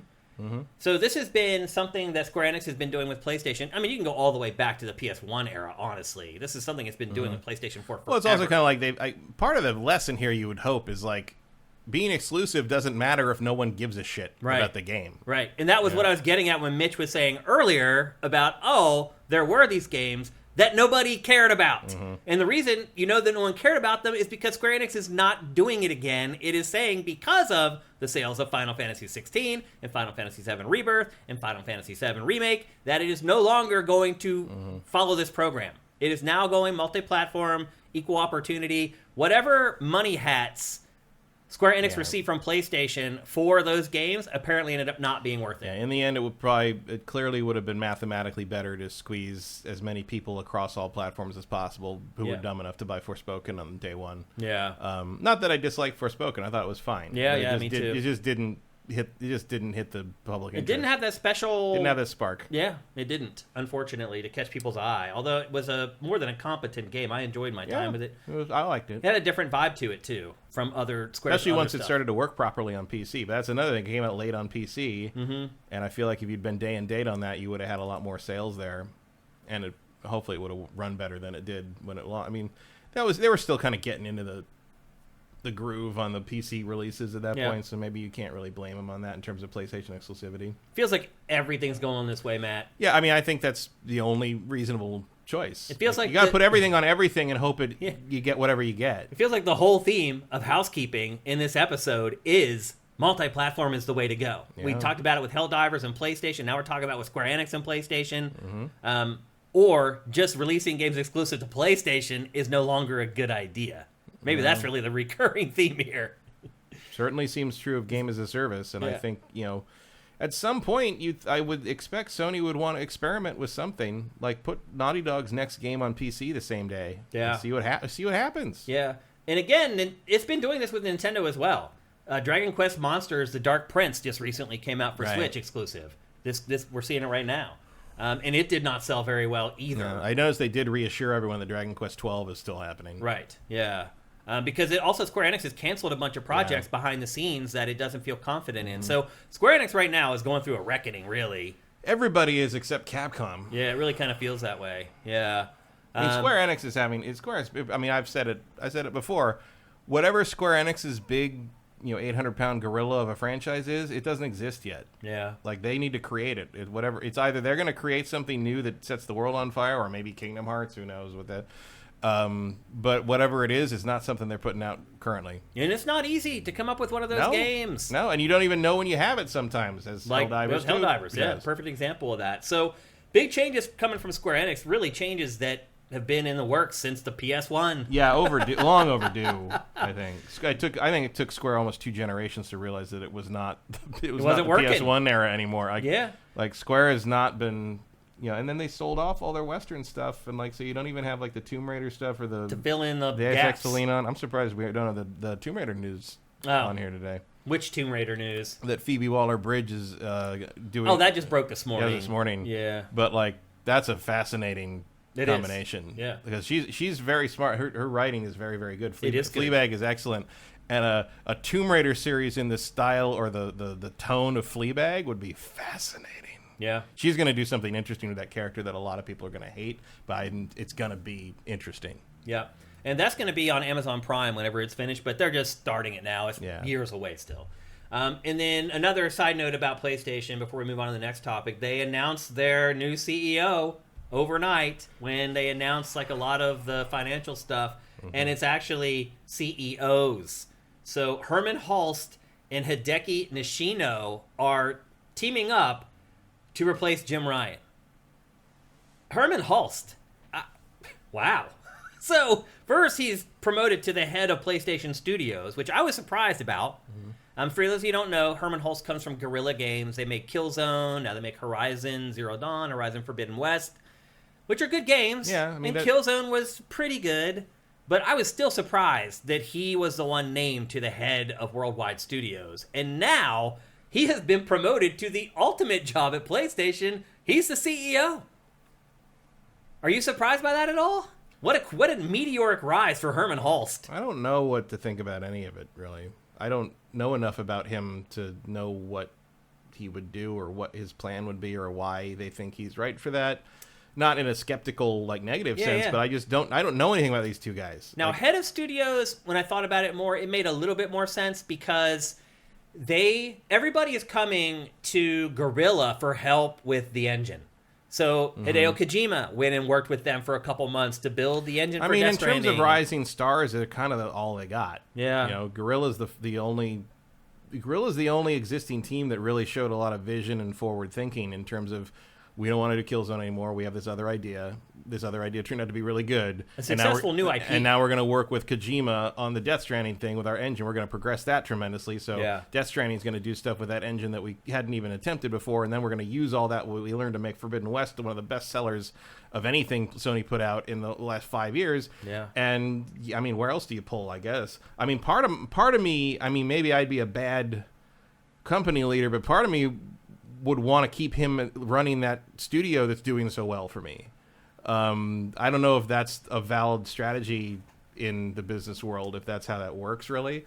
But part of me is why would I want to take the guy who's been leading this team that's really been coming through for me and put him in a higher position where he can't oversee that? And I guess maybe they have people at Guerrilla that all know the deal, too, and can do it just as well as he is or something. Yeah. But it's sort of I don't know. And I don't know who Nishino is. In general. He's a business guy. So I think that part of it's kind of smart. You have one guy who's a content guy. You have the other guy who's kind of the business guy. And you team up. And between the two of you, you do a good job. That part I'm okay with. Yeah. I don't have any actual evidence of this. But when I saw this news, there's part of me just felt like they just put targets on their backs. Yeah. What about Neil Druckmann?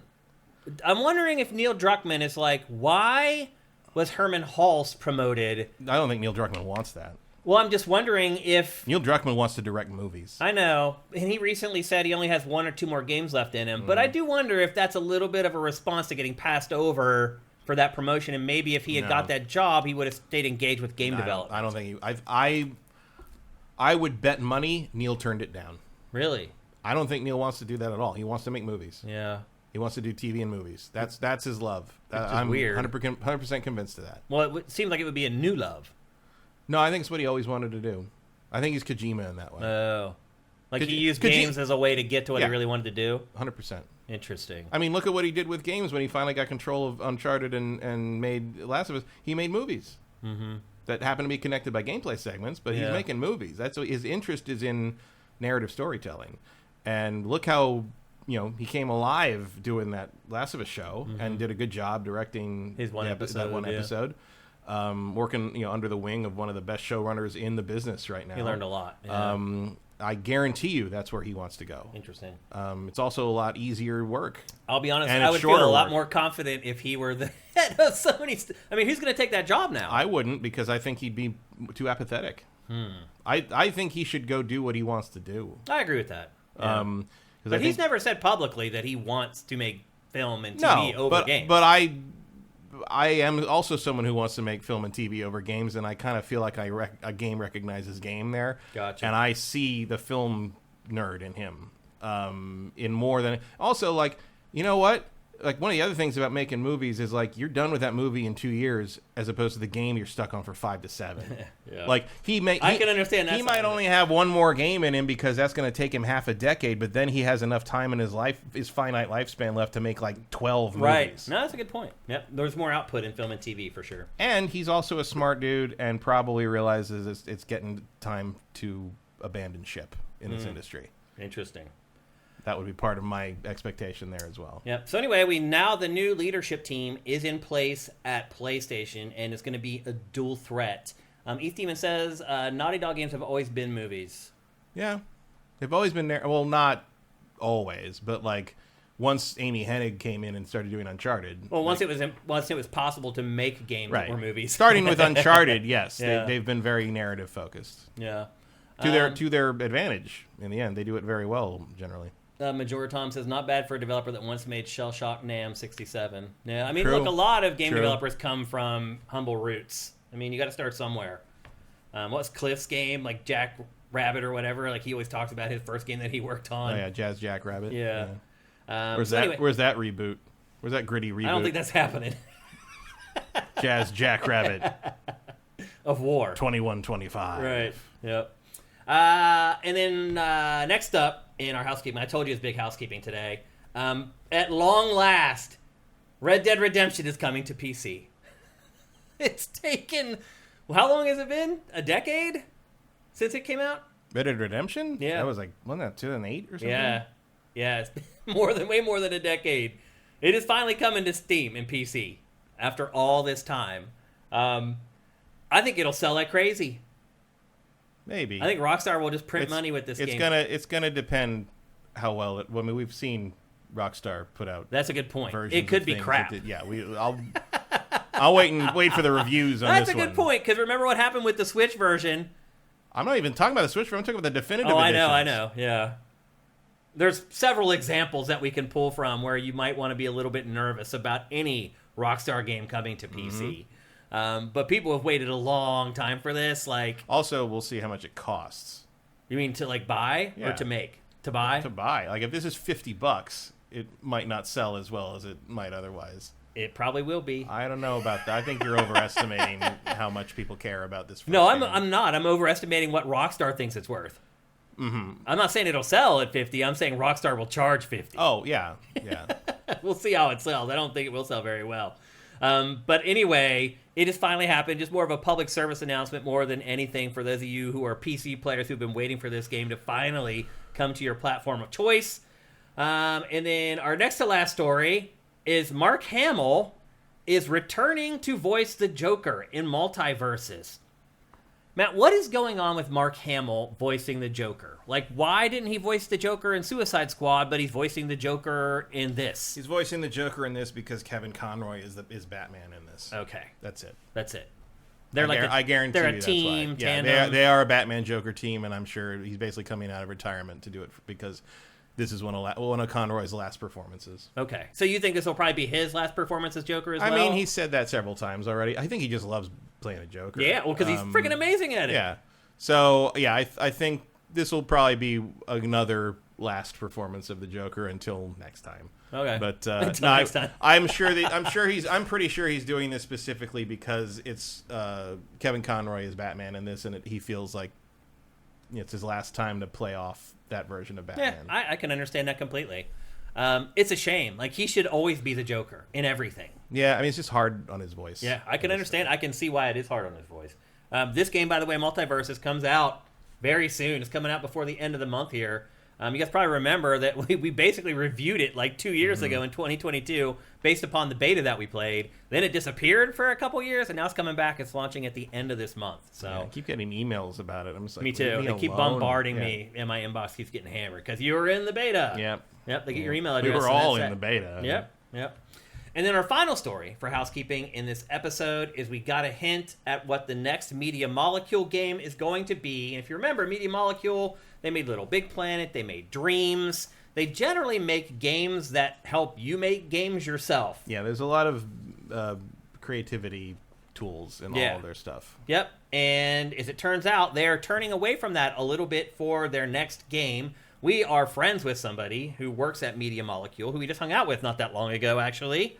Well, not anymore. Didn't get a hint at what might be coming down the pike from Media Molecule, though, unfortunately. How do you feel about this? Do you think leaving their safe space is a good idea? I don't know how seriously to take any of that, because it'll be more conventional. It would have to be, wouldn't it? Yeah, I mean, there's nothing more unconventional than their games right now. Yeah. Even Little Big Planet was way more conventional than Dreams. Yeah. So even if they just go back to what Little Big Planet was, where they do kind of build a single player campaign for players to play through and give people tools to build their own stuff, that would be pulling back, so to speak, on how it's been making games, or how it made Dreams anyway.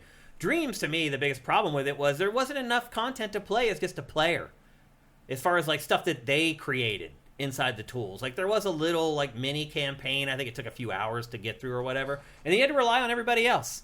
And they are good at figuring out how to create a database where the good stuff bubbles up with player votes and all that kind of stuff. But still, there's something about playing content created by the people who made the damn game. I think a lot of people just want to pick up a game. I think some of this may also be that I think a lot of the people that made Media Molecule what it was back in the day aren't there anymore. And maybe they can't do this anymore. I mean, not to be a dick about it, but like it's just sort of like maybe going more conventional is a little smarter if you're not dealing, people like Alex and all those people that kind of made Little Big Planet and Dreams what they were have moved on. Like it might be that's what we know we can do. Yeah. And you can still have, the art style and the unconventional. I mean, I'm sure it will still be recognizably Media Molecule, but it might just be a more traditional game. That's fine. I worry that it may be the end of Media Molecule. I am surprised Dreams wasn't the end of Media Molecule. Yeah. Honestly. Because it did not do very well financially. It left the lexicon very quickly. It was more of a industry prestige title. Like everybody in the business was impressed by it and loved it, and it had its own little following, and every once in a while it would hit the headlines because somebody would make something crazy. Like the Donkey Kong thing, or the Jurassic Park game, and things like that. But there was part of me that was expecting them to be shut down after they shut Dreams down. Yeah. But if they're letting them do another game, cool. I'm kind of surprised by that. Yeah. It feels like with all the cuts being made, that might have been the smartest cut. I don't know. I hate to say it. But I mean, it's not this. I wouldn't call it the smartest cut, but it kind of felt like the most likely cut from like your business, your bean counters. You know what I mean? As far as like, hey, we spent X amount of money on this, and we made Y amount of money. Well, and also like if you're showing these guys who don't know anything about anything, like God of War and this, which one do you think they're going to think? They're going to give the green light to? Yeah, I hear you. So I don't know when we'll see it. Probably not for a while. But it does sound like Media Molecule is going to sort of turn its back on what it's built its name on here. It'll be interesting to see how it goes. But they, again, they are very creative. So there is some hope that they could come up with something like, we were talking earlier about how hard it is to launch new IP that's successful and how Guerrilla did that. And the head of Guerrilla has now been promoted up through the ranks. Conceivably, maybe Media Molecule could do the same thing. And, create an IP that actually becomes a big seller and becomes a franchise that PlayStation can rely on for years to come. I think they thought they had that with Little Big Planet, but it just lost steam after a while, unfortunately. Yeah. It was, I don't know, there was something about Little Big Planet that was of a time. Yeah. And it just didn't have the timelessness. And I don't know why. I think a lot of it for me was the floaty mechanics. The jumping in the game. It wasn't actually that... It didn't actually feel that good to play. Nope. It was impressive because of its creation tools, but it didn't feel good to play. Yeah, no. And they never really improved that. No, they never all did. Three of them. I know they didn't do the third one, but it just never really got any better. No, it never did. So there you go. That's our housekeeping for episode. Wow, we really went over on our housekeeping in this week's episode, but I told you it was big. I knew there was big stories. I knew it was going to take a while. We're about to get into the bulk of the show, but before we do that, here's a word from our awesome sponsor, LS Cream. LS Cream is a fine cream liqueur created by fellow gamer and sifter Stevens Charles. It's inspired by an ancestral recipe from Haiti called Cray Mass. and a double gold winner for its original taste at the New York Wine and Spirit International Competition. Ellis Cream can be enjoyed on the rocks or as a mixer for drinks with its rich blend of fresh cream and neutral grain spirits with notes of coconut, vanilla, cinnamon, and nutmeg. It's great in coffee or to make espresso martinis. To learn more, discover amazing drink recipes, or to track down your own bottle using a handy store locator, head to creamls.com/sifted. That's creamls.com/sifted. That's right, people. Go to creamls.com/sifted and Cremass deadass. It's an amazing liqueur that mixes so well with so many different things. I told the story last week about how my wife was using it when she had insomnia just to help go to sleep at night. It really does. And she was just pouring a little bit in a glass of milk. And it changed the flavor, but it just gave her a little bit of edge to help her doze off at night. Go to creamls.com/sifted. Hit all the recipes there. Make yourself some drinks. I'll tell you this. You will be pleasantly surprised at the drinks you can make from the recipes there. You can also figure out how to get it there. There's a store locator to find it locally. You can buy it online, so they deliver it at home. If you go into a liquor store, you're trying to find it, this is what it looks like. Very distinctive, very easy to find. I found that most of the bottles of liquor at the liquor store are clear, and not many of them are black like this. So it's very easy to pick out when you go into the store. Support our sponsors. Support LS Cream. Again, go to creamls.com/sifted. And with that, it's time to move on to talking about the games that we've been playing this week. And easily, the biggest game that I played this week was Hades 2. Matt, you did not get a chance to play it, right? No. What's your experience with the first Hades? How much did you play it? I finished it, but I didn't play a ton. I didn't play New Game Plus stuff really or anything past that. I liked it a lot. Do you think it was worthy of the Game of the Year rumblings? And yeah, I would say it deserved to be in the conversation. I wouldn't have given it I didn't give it Game of the Year. Yeah, we did. It's definitely it's one of the best roguelikes I've ever played. Yeah. What set it apart for you? The art, the character work, the story that incorporated the repetition into the narrative, and just sort of the more the solid gameplay mechanics in terms of the fight. The fighting is fun.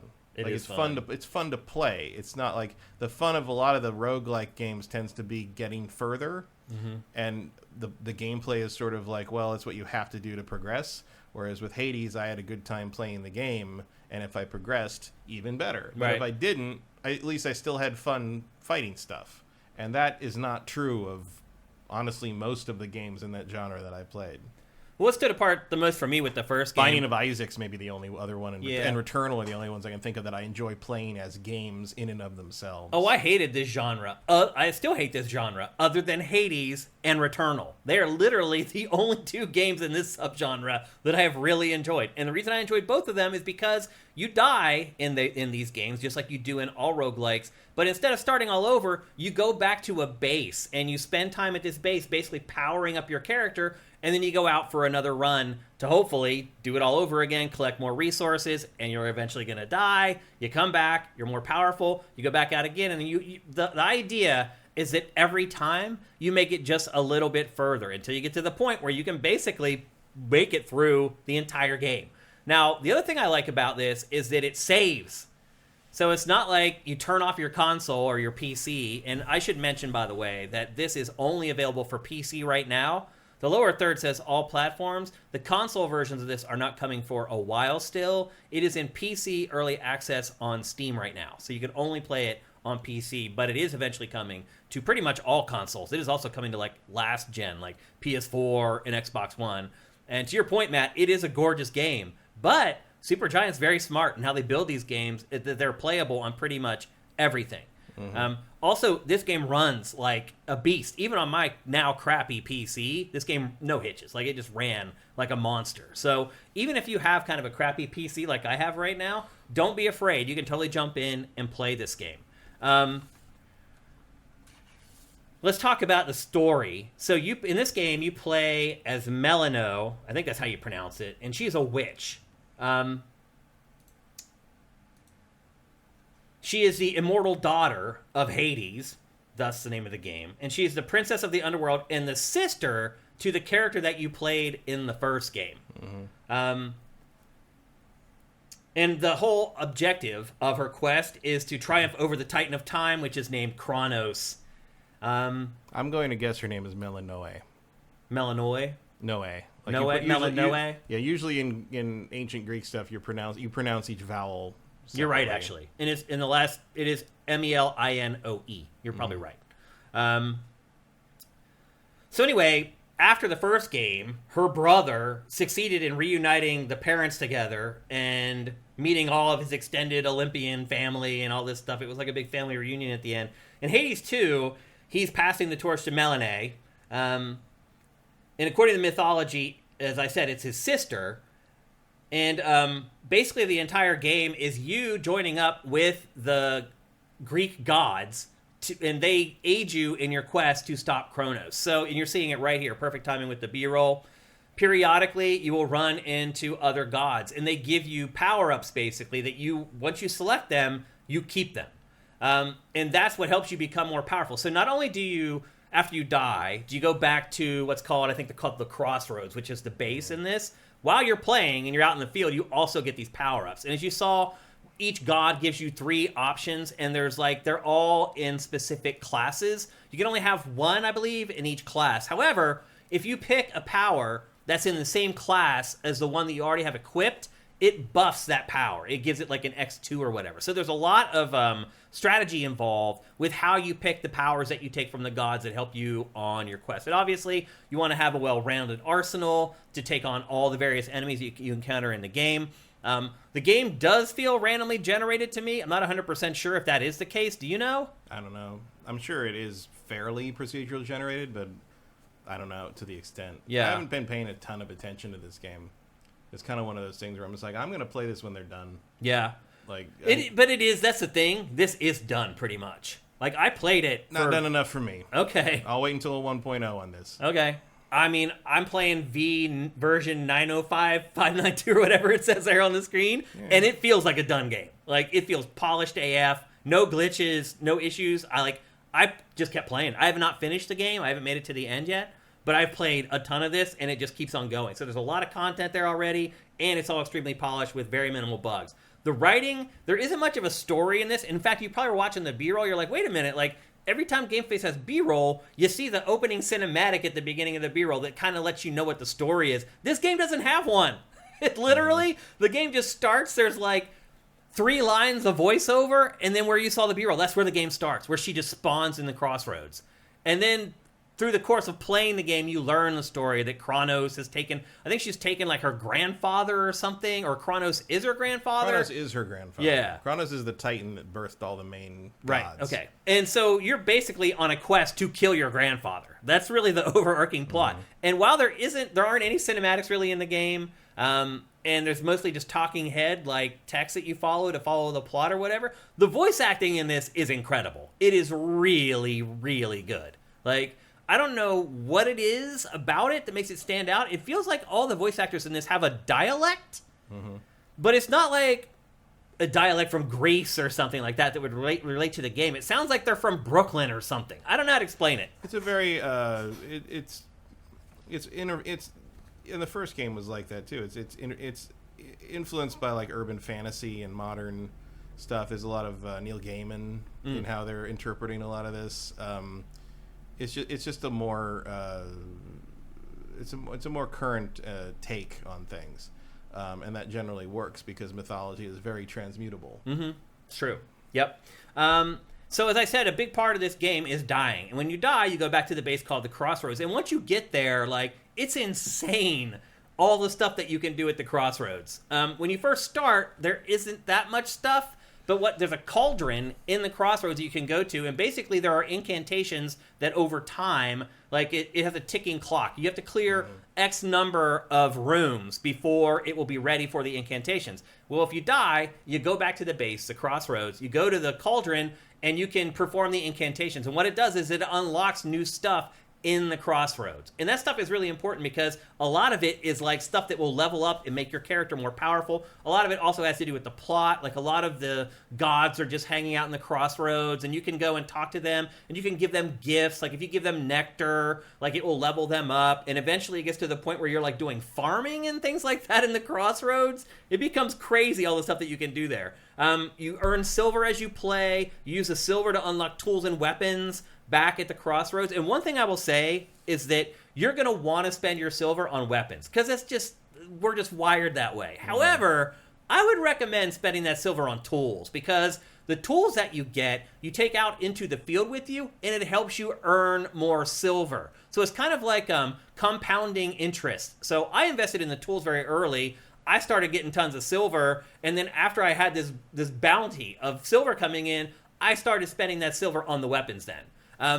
I'll be honest with you, the different weapons to me didn't affect the gameplay as much as I thought it would. What affects it more are the buffs and the new abilities that you get from the Greek gods that you just pick up either when you're back at the crossroads or when you're out in the field. Sometimes there'll just be drops there that you can pick up and they'll give them to you. And that affected the gameplay far more than acquiring a weapon. Like right now I have a staff, like I think I got like a scythe or something like that. And the attacks do vary based upon that stuff, but I honestly, as far as my success out in the field, it felt like to me that wasn't as important. So just something to keep in mind if you pick it up and start playing it. As I talked about the incantations already, there's also I should mention that the buffs that you get from the gods are called boons. They were also in the first game, and that system has really gone kind of unchanged. So if you're familiar with it from Hades, it kind of works the same in Hades too.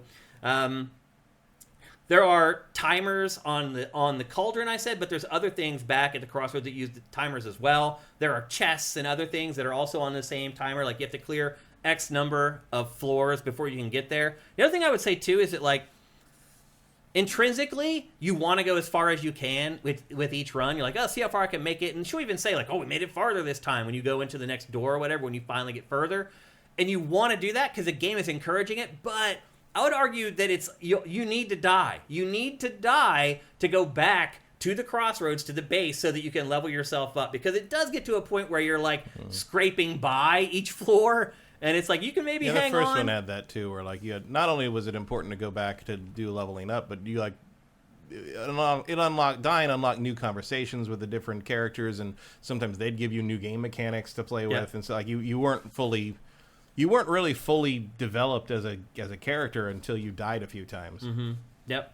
And here's the other thing too. Per run, there's tons more gods in this, but per run you're only really going to interact with like 3 or 4 gods. Which obviously encourages replay value, because if you play it again, you'll be able to interact with other gods that you didn't on your first run. And as I said, you get their abilities. They're called boons. They affect attack, specials, your cast, which is the one spell that you've seen in the B-roll that creates the area of effect. And what that does is at first, it just slows down enemies. But after you level it up, not only does it slow down enemies, it also does damage to the enemies. So there's that. There's cast. What else is there? Oh, I just lost my place in my notes. Oh, there's the sprint, and then there's mana recovery. And those are all the attributes that you have in the game that you can affect either by working with the gods or just by playing the games yourself. And again, there's all kinds of these little hidden kind of quirks and perks in the boon system. I'm not going to spoil a lot of that stuff. You kind of discover it on your own, but it's pretty darn cool. The doors in the game, after every floor, you're presented with a choice of which door you want to go out. And the more you play it, the more you learn what each icon means. And that really is a big determinant in how far you make it on your run. Like, when I first started playing, I had no idea what each door meant. You can figure some out. Like, if there's a heart on the door, you can pretty much assume that's going to give you health if you go in there, and usually it does. But some of the other ones were a little more ambiguous. I didn't know what they were, and as you play, you start to figure it out. Making those decisions is really the key. Because it's like, look, as you learn the icons, like eventually you learn like that's the mini boss, and it's like if you're not prepared and you don't have health, you don't have a shield, you probably don't want to fight the mini boss. You want to choose another path. The other thing I should mention, if you look in the bottom left there, you basically have 2 meters. One is for your health, one is for your shields. You can get health while you're out on your runs. It's not like you have one health bar that you have to live on. Again, a lot of the doors will show if there's a heart on them. If you go in there, generally, if you clear that floor, you're going to rebuild your health almost up to full. But you really have to keep an eye on both the shield and the health in this game. Because you get attacked a couple times, your health meter can go down almost like 80% from a couple attacks. So you really have to be alert and keep an eye on it and make sure that you're managing it and start getting, honestly, like, defensive. And I would just say, too, that one thing in this game that's more important than you might think is the sprint and the dash. It gets you out of trouble. It helps you run away. That stuff's a lot more important than you might think. So just keep that in mind when you're working on your build.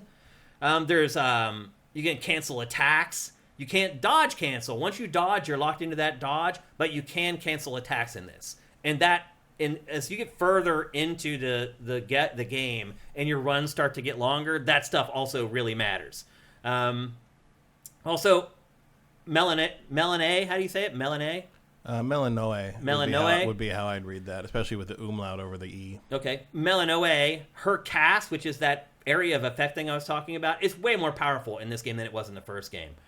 Because I think it only froze enemies in the first game. I don't think it ever did any damage, if I remember correctly. Do you remember, Matt? What? The area of attack, the cast. I don't remember. I feel like you could upgrade it to damage, but I don't think it did by default. I don't remember that. Also, one thing to keep in mind, unlike the health and the armor, Melanie's magic meter replenishes every time you go into a new room. So the other pro tip I would give you is just unload your magic, because you're going to get your whole meter back as soon as you finish the room. You only need to manage it just for that room. When you go through the next doorway, it will go back to 100%.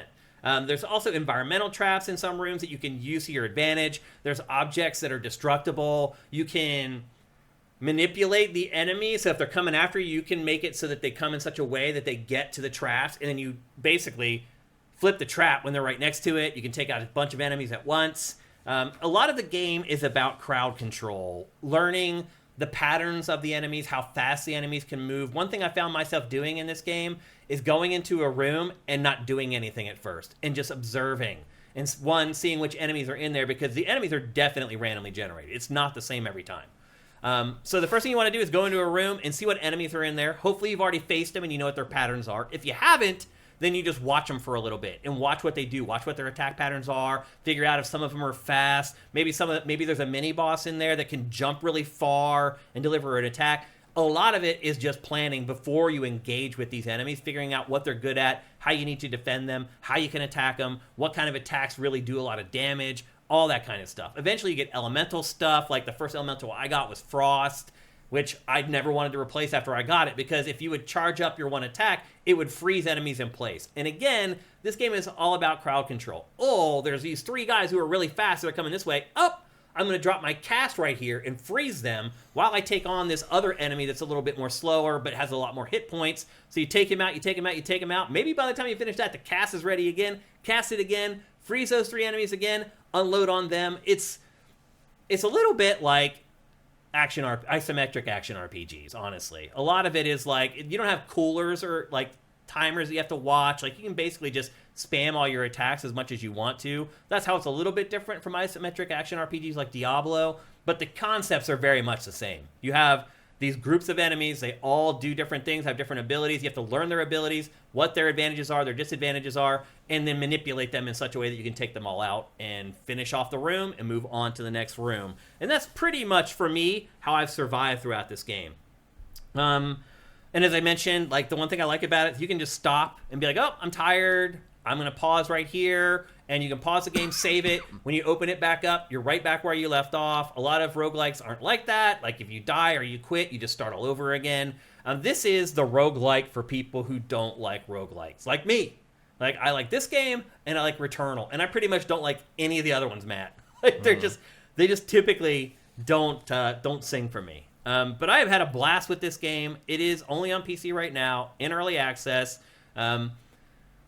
If you're a person who likes story-driven stuff and wants a lot of plot, character development, stuff like that, this is definitely not the game for you. This is, and I generally like games like this. This is a gameplay-first game. There's no doubt about it. And I would argue I probably got a little bit of my gameplay-first stuff from Greg Kasavin, who is one of my mentors.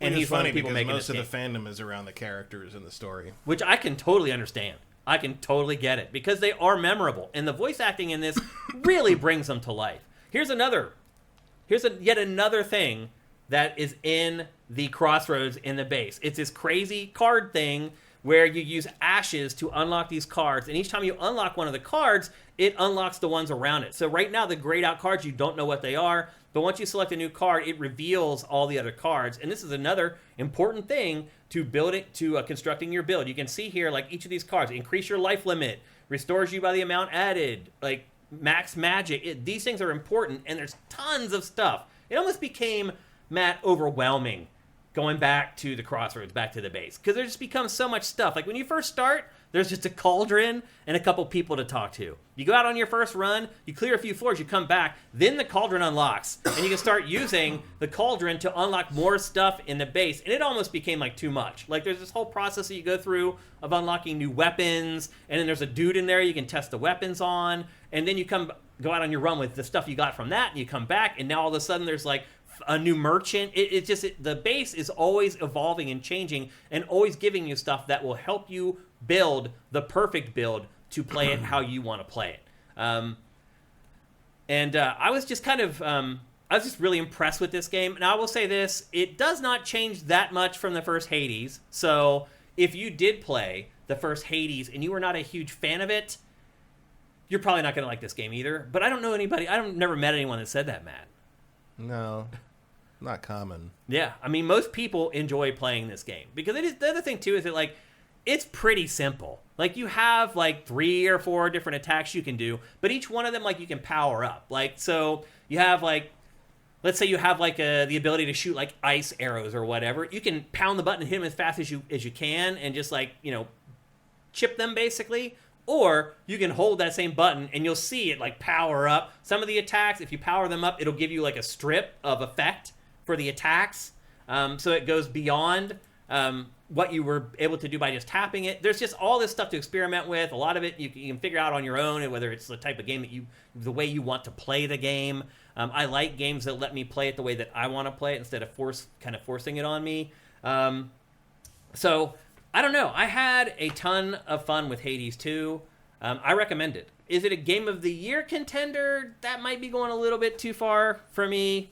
And I didn't think the first one was really a Game of the Year contender. I do appreciate the fact that the first game made the roguelite palatable to people like me who didn't generally like it. And so I can understand a little more why the first game was a candidate for Game of the Year with some people. This second one, it's a sequel. And so there are improvements and there are changes that fans will notice, even people who only casually played the first game will notice, but there's nothing so drastic that it like creates this new category of roguelites like the first game did. I guess that's the best way I could put it. But again, it's out there. It's on Steam right now. You guys can go and download it. Again, it feels done to me. I don't know. They're saying that they're going to take a lot of feedback from fans and make big changes to it. Having played it for 10, 11 hours at this point, I don't really see a lot of stuff that needs fixed. Like balance changes in these games can change things completely. You're right, actually. That's a good point. You can start tweaking like enemy values and things like that that can make a big difference. And to be fair, I haven't finished it yet, and I've played it a lot, so maybe they do need to tweak some stuff. Maybe I should have been able to finish it by now. I don't know. But I've had a lot of fun with it. It's Hades 2. It's only available for PC right now. It's eventually coming for consoles. My guess is the console versions probably come out at the end of the year, although the first Hades did stay in early access, I think, for a full year before they released it. Yeah, so we'll see how that works out for Hades 2. But I do recommend it. Vincent says, my bet is that 1.0 is a Switch 2 launch title. That could be. Yeah. Could be, but it really feels like they intend to make it 1.0 this year. Yeah. It feels that way. It didn't sound like they intend this to be in early access as long as the first game was. Right. Yeah. And the Abrams says some artwork is still unfinished, like character portraits. I actually didn't even notice that. I thought all the art in this looks amazing. The game looks amazing, too. And again, it runs like greased lightning, no hitches, none of that stuff. So, I don't know. I had a lot of fun with Hades 2. I recommend it. I don't think you'll regret it if you know what it is going in. And it didn't feel repetitive to me either, like a lot of roguelites. You're like, oh, not again. Because, again, they're mixing up the enemies in each room. It never feels like you're doing exactly the same thing twice. The difficulty is good. Like, it feels the same. The ramp-up feels the same every run. But everything else in between does not feel the same. So, kudos to them. They're very good at making these styles of games. Like, I haven't even really dove into, like, the minutia of this game. Like, the stuff that you're talking about, Matt. like the enemy values and like how all these systems work together to like get you through like the late game. Like I haven't even got to that point yet, but I've still had a lot of fun. Like I got this for free. They sent both Matt and I codes for this game, but if I had paid for it, I would not regret it at all. Like I would totally be fine with what they're asking for this game. And again, if you like being a part of the early access process where you're giving feedback and you're actually seeing your feedback in the game, you will love this game because they really do take to heart. Like Supergiant loves its fans and they listen to y'all. So if you want to be a part of actually changing the way the game plays and maybe the way the game looks and stuff like that, this is a great project to get involved with and start working with them on the game. Yakov226 says, how do you think this all financial situation will affect the length of this generation? Oh, he just dropped a random question out in the middle of nowhere. Well, wait till the end when we do Q&A to ask questions like that. But it doesn't seem there like won't be Q&A on this episode. Probably not. I don't see many questions, though. Oh, Link So Good says it runs great on Steam Deck. That's good to hear. Emperor Dread says the cast spell would change its function with some boons and weapon aspects. Okay. Did it ever do damage, though, in the first game? I don't remember. It's been years. The Abram asked, did you unlock the other path? I did not, actually. Unless I did it and didn't notice it. But I'm guessing I would have noticed based upon your question. But no, I don't think I have. I think that's it. Noxator Knight says, I love to see how the Greek deities are portrayed. Yeah, the art in it is great. The characterization is great. Like, it's really awesome how they interject energy into these old characters that have just kind of become passé over time. They really give them like a new twist and a new angle on what kind of people they were and that type of That's stuff. why I say the urban fantasy influence is there. Again, the closest approximation to the updates of gods and how the portrayals of things like this has been Neil Gaiman and Sandman. Mm-hmm. That's the closest I think I can get to a direct comparison. And honestly, not enough things take influence from Sandman, so it's nice to see. Yeah. So there you go. Just going to skip the part where they say I'm right. What part? One point, Nox Eternus, I think, said that I was right about how her name is pronounced. Oh, I didn't see that, actually. I still don't see it. Matt is correct on the pronunciation. Okay, cool. Go Sifted at Sifted Games. It makes it easier to pluck that stuff out. Have you seen Kronos yet? Have they shown Kronos at all? No. I haven't seen him. All right. If you remember God of War 3, the giant guy in the middle of the game, that guy is crawling through the desert and you have to climb up him and that's Kronos. Oh, okay. In God of War. I don't know what he is in this. Okay. He's probably like a deadbeat dad who like eats too much or something. You may be right. But that's how they twist up these characters. Like, because Kronos was he was the one who was eating all his children, and then his wife when Zeus was born, tricked him into eating a stone, and so when Zeus grew up, he went and fought and cut his gut open and freed all his brothers and sisters, and that's the Olympian pantheon. That's demented. The Titans were not wonderful people. Yeah. The Abram says, I got to him 2 times. He beat me, though. Yeah. So you've seen him. I have not. Again, I still have a lot to discover in this game. I've really just scratched the surface of Hades 2. But it was enough to already make it worth the money that I would have spent to buy the game. So again, there you go. It's Hades 2. Only available for PC now, but eventually coming to all consoles as well. Next up. I feel like, Matt, this has been the year of pleasant surprises. Like, there have been like 4 or 5 games this year where I was like, oh, I'll give this a try. I'm probably not going to like it. And then I ended up loving it. And I've just discovered another one. And this, to me, may be the least likely of them all. And this game is called Little Kitty, Big City. I know you're probably looking at the name of this and you're like, Shane is on crack. Like, what's he talking about? This game is it's a little bit like a Metroidvania. You play as a black cat. The game starts, and this game does have an opening cinematic. And you're this little black cat sitting on the windowsill in this high-rise apartment complex. You go to stretch, you stretch too much, and you fall. And you fall all the way down to the ground. And the objective of the game is to get your butt back up to your owner's house at the top of the apartment complex. And it turns into, I guess, a little bit like a Metroidvania. It's one of those games where there's like a labyrinthine level design. This game is all in 3D. And it folds in over itself, and you have to increase the cat's abilities over time to access new areas and keep climbing higher. Now, how that works typically is there are fish located around the area, and you have to find the fish and eat the fish, and that will give your cat the ability to climb just a little bit higher. And by the end of the game, I think there's 4 total fish that you need to collect, and you'll need all 4 of them to ultimately make that climb back up to the apartment. Now, you may be asking, first of all, I just want to say, Matt, this game makes you feel like you're a cat more than any other game I've ever played. What was the other cat game from a couple years ago? Stray. This makes you feel more like being a cat than Stray. I imagine you don't get the cybernetic enhancements in this you do not. This plays it close to realism, basically. You really are just a black cat. And really the only abilities that you have, you can swat things, you can jump, and what else? You can, there's, these emotes, basically. You can stretch, and you can, take a nap, do, other cat things. But for the most part, the controls are very simple. The way the platforming works is you hold the jump button, the little white paws show up, and then you use the left stick to move the paws where you want them. Then you release the jump button, and the cat will jump to where the paws are.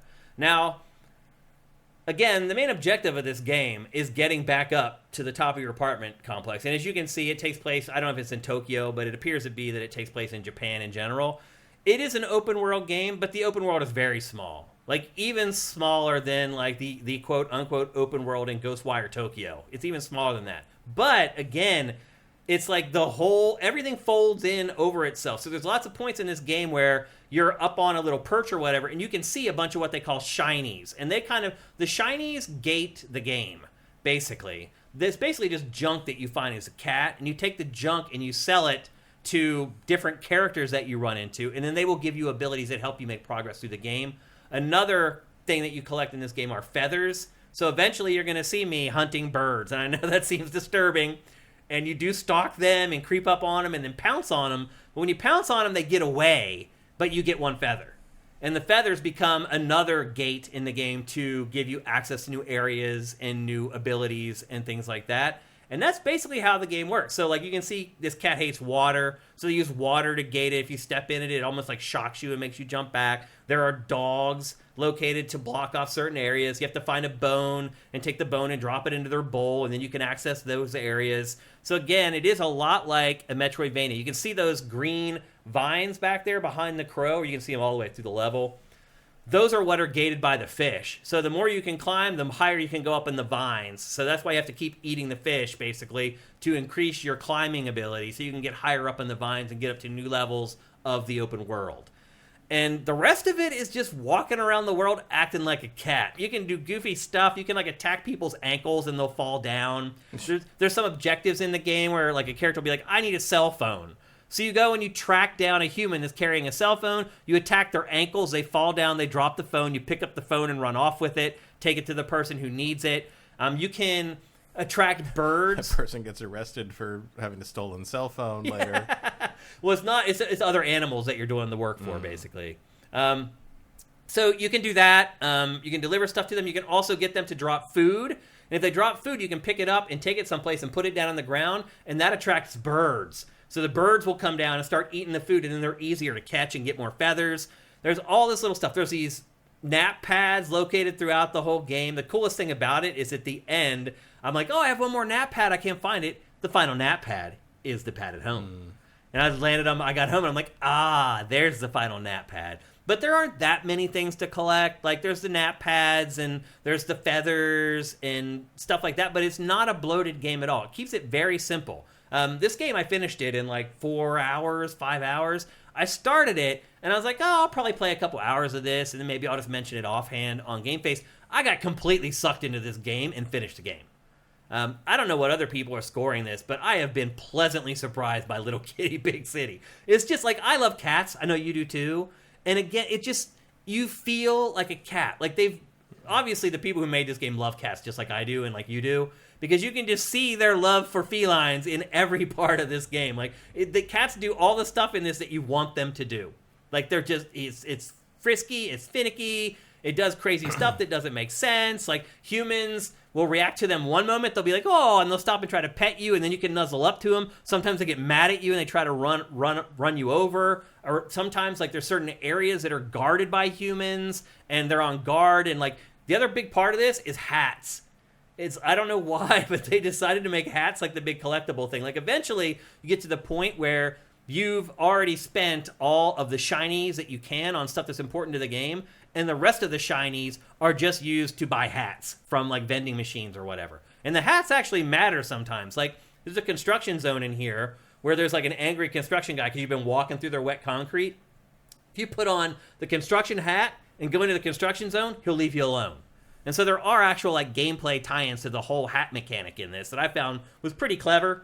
I ended up, like, there's like 80 hats in the game. I think I ended up with like 30 or 40. There's boxes that you can jump into. Like, it's just, again, if you've ever wanted to play a game that made it really feel like here, like, hey, play ball with me. And they just randomly do, like, okay, I'll just kick the ball, like, with you. It just really makes you feel like you're just this little cat, like, little cat, big world. Some of the people love you. Some of the people hate you, just like all stray cats. You never know how humans are going to react to you, what they're going to do. Like you saw, that woman just kicked the soccer ball for you. It just is fun. It's very lighthearted. It's a laid-back game. You can just sit back and play and enjoy. There's no dying in the game, so you don't have to worry about being killed by anything. Frame rate seems a little rough. The frame rate is really rough. Like, really rough. There was a couple times in this game, Matt, where it just flat out, it's awesome. You can make the people fall in and take their phone and run off. It's like Untitled Cat Game. There's so many moments playing this game that I laughed, which doesn't happen to me with video games hardly at all anymore. Just random moments where stuff just lined up just right, and it's just like this funny thing happened. But yes, the frame rate in this is terrible, which I don't know how or why, because again, the city isn't all that big. But yeah, there are times, Matt, literally where the game almost stopped a couple times. Like, if you turn at the wrong time and turn the camera at the same time, it'll just, like, flatten out. And I played this on Xbox Series X. It is, as you see in the lower third there, it's available for everything, but it is also on Game Pass. So if you're a Game Pass subscriber, just download it and play it. I definitely recommend it for that. In fact, I would recommend getting Game Pass for a month just to play this game, because you're going to find 4 or 5 other things that you want to play too. And there's nothing else like it. This is another one of those games that just kind of came out of nowhere. Now you're seeing me activating the fast travel. So even though the world isn't all that big, it does eventually give you like 6 or 7 different fast travel points. There's a lot of discovery in this, a lot of moments where you're like, hey, I've been here like 3 or 4 times before. I never noticed that little nook there. Oh, that gets me up to the roofs to a new area of the world that I haven't been to before. That's the type of stuff that this game does. And then ultimately the goal is just to climb all the way up to the top, get back to your home, and plant your little cat butt right back on your cat pad and call it a day. So I'm really surprised you didn't play this, Matt. I installed it, but I didn't get to it. Yeah. If you're a cat lover, this game is a no-brainer. It just is. It makes you, like, even when you jump from high, you'll never die from jumping up high, but the cat will do that crazy spread leg thing where they kind of, like, almost, like, glide down to the ground. Like, they just nailed being a cat in this game, and I just don't feel like any other game has done that to this point. So I had a ton of fun with Little Kitty, Big City. Again, it's available for everything, and it's on Game Pass. If you love cats, give it a play. I definitely don't think you'll regret it. I think you'll love it just as much as I did. Do you have any questions, Matt? Not really. No? Not really. Do you think you'll play it? Yeah, although I'm curious if, looking at how it performs, I'm like, maybe I'll see if it's on Game Pass on PC. It probably will run much better on your rig. I'm pretty much guarantee it'll run better on your rig. Although Xbox Series X is no slouch, and it's still literally... No, it sounds like there's issues. Something going on there. Specifically issues on the Series X. Maybe. The other thing, too, is it appears that this game at one time was made, I think, maybe as like a Switch exclusive, because there are all kinds of like Nintendo jokes in here. You go into this one room, there's a GameCube sitting underneath the TV, and that's a little weird to be played on Xbox and see a GameCube in the game. So I don't know if originally this was supposed to be a Switch exclusive. It is available for Switch, but it's also available for everything. Vincent says it is on PC Game Pass, so there you go. And Vincent also says it has a 77 on OpenCritic. That sounds about right. The one thing I would say, I do have some criticisms of it. The gameplay does feel kind of crappy at times. Like, there's lots of times where the cat will just jump off a wall. Like, even if you don't even touch the stick, it's just like, I don't want to be here, boing, and just jump, and you have to like climb all the way back up. Some of the controls for the jumping are erratic. So sometimes, like, you'll put the paw somewhere, and the cat won't jump all the way to the paws. It'll jump like halfway. when you're hunting the birds and you're stalking behind the birds and the icon comes up to jump, sometimes you jump and the cat just jumps straight up in the air and the bird flies away. Like, there's little quirks like that, and I think that's probably why the Metacritic's down to like a 77. If they had ironed out a lot of those quirks, I think it probably would have a higher Metacritic. But even then, a 77 is pretty damn high for a game like this. So I had a lot of fun with it. Another pleasant surprise for 2024, and there's already been several for me. I'm sure for a lot of people, Helldivers 2 has been a pleasant surprise. That's kind of been the theme for 2024, and this just kind of piles on. So there you go. That's Little Kitty, Big City, and again, it's available for pretty much everything. Next up is time for our sneaker of the week. Well, let's get to it. What's up, everyone? Shane here, and one thing you may not realize about me is that I am a total sneakerhead. That's right. I've been collecting Nike sneakers since the early 90s. My favorites are Air Max 95 and Air Max 97. Now, one thing that's different about me from your typical sneakerhead is that I actually wear the sneakers. And because of that, they can get dirty. And that is where New York Sneaker Society comes in. Using their advanced shoe cleaning products, I turned an old pair of Nikes that looked like this into this. With their cleaning products, your sneaker life can go from a year to 5 or more. I know that. I have shoes that are like 30 years old that I still wear because I've cleaned them. You can also lower your carbon footprint, by keeping your kicks looking fresh. For my daily drivers, I also appreciate New York Sneaker Society's Refresh Spray to keep them smelling great and staying crisp. Head to nysneakersociety.co/sifted to clean your shoes like a pro at home and get 10% off your order. That's right, that's nysneakersociety.co/sifted for 10% off. That's right, go to New York Sneaker Society.co/sifted. That's nysneakersociety.co/sifted. There are a bunch of different options there for what you want to buy. One thing I would recommend is if you're not looking to spend a lot of money, just get the wipes. So after I cleaned up all my shoes, they also sent me a box of the shoe wipes, and I just put that up on the counter in my bathroom. And when I'm ready to go out and my shoes are looking a little dirty, I just pull out one of those wipes. They're almost like the I don't know if they make these still, Matt. Remember those like acne pads they used to make back in the day? Yeah, they still do. They still make those? I don't think Stridex is still around, but is Stridex gone? I don't know. Wow. I haven't actually used any of those for decades. Well, they're kind of like that. They're just like these little pads, and they've got some special cleaning solution in them because they actually suds up when you use them. They're not just like rubbing alcohol or isopropyl alcohol or whatever. But if you just have one of those on your counter of your bathroom and you're about to go out to get dinner, or go out on a date or whatever, just take one of those out of there, just do a quick wipe on your shoes, and if you've already done like the full cleaning or at least clean your shoes up, it does an amazing job. There are really packages for anybody to buy, no matter what you're looking to spend, if you go to nysneakersociety.co/sifted. And the other thing, too, is make sure you use that URL because the ad says you guys get 10% off. With that URL, you actually get 15% off. And if you're talking about some of the bigger packages, like the big kits where they're like $40 or whatever, those savings are significant. So again, go to nysneakersociety.co/sifted, SIFTD. Make sure you use that URL to get your full 15% off. And one of the cool things that we do with this sponsorship is that we do a sneaker of the week where we find a smaller game that you guys are interested in that is kind of making some waves on Sifted as far as traffic is concerned. And I teased this week's sneaker of the week earlier in the show because you guys are all over this game and you should be. And the sneaker of the week for episode 387 is a game called Quest Master. Matt, have you heard about this game? No. So, like I've seen some stuff like people like tangentially chatting about it, like saying it's like Zelda Maker. Basically. It is the Legend of Zelda Maker that Nintendo refuses to give us. I don't know why, but I think Nintendo went on the record saying no, we're probably never going to make a Zelda Maker. Which seems silly, but this smaller indie studio has stepped in to fill the void. And the cool thing about this game, too... I don't want to remind us of when Zelda games weren't giant, meandering nonsense. Yeah. Well, this is, obviously, it helps you create top-down Zelda games in this, which, go back to the 16-bit era, and or even the 8-bit era.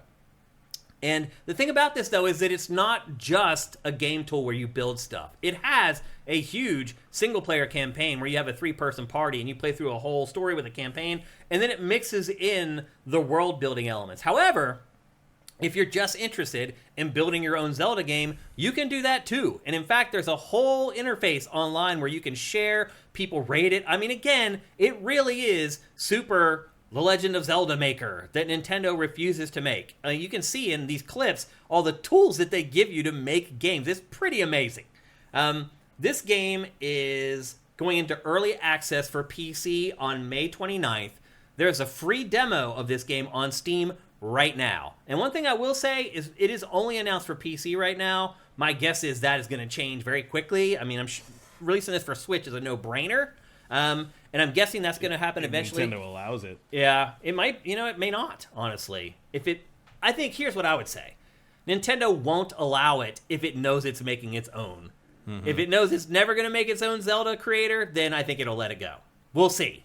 But my guess is this will eventually be on all consoles. And again, I think if you're watching this footage, just look for the elements of it, not necessarily the actual game itself. Just watch for the different tools that you'll be able to use to build your own game and build your own levels. And I think you'll see that you'll be able to make your very own awesome Legend of Zelda game with Quest Master. So thanks to New York Sneaker Society for allowing us to spend a little bit of time in each episode of GameFace to profile some of the smaller games that you guys should be keeping an eye on. And again, if you were a big fan of Super Mario Maker, I think this game is a no-brainer. Again, it goes into early access on May 29th, so just a couple more weeks to wait. It does appear to be a lot like Hades 2, like fully featured and a pretty full game in early access. And they'll just keep piling features on from there. And again, you can be part of that whole creative process of making the game better. Again, the game is called Quest Master for PC. And with that, it's time to get on to our final topic for today's episode. We're going to talk about a game that Matt played this week, and a game that has been getting, again, sky-high review scores, Game of the Year contender some people are talking about. It's a game called Animal Well. And Matt, here's my first question for you. Does Animal Well mean it's like a well full of animals, like a water well that has a ton of animals, or does it mean animals doing well? This is the first one. The first one. Yeah, you're basically in a... talking about no story. There is literally no story in this game. Like, what you're looking at here is the opening. Those flames go out, and then you appear in the game. That's it. And you got to get to the flames that are in the corners of the map, basically. You play a little blob, who's sort of like if Kirby had no power instead of ultimate power. Is it like Super Meat Boy? No, it's a Metroid game. Okay. Except you can't really attack. Is there challenging platforming in this? It's basically all it is. Oh, okay. It is a Metroid game in which you're trying to find objects that let you progress, but to progress you need to do crazy platforming. Okay. Which starts not very crazy and as you progress gets more and more so. Mm-hmm. It is one of those games where, it's got a reputation already of being very hard. It is not... it's not hard in that you're going to get killed a lot. It's hard in that way of, I know what it wants me to do, and now I have to do it. And in particular, the bosses, or whatever, the equivalents of bosses in this, can get pretty annoying. Because it's they're not killing you. It's pretty hard. Actually, I haven't died barely at all.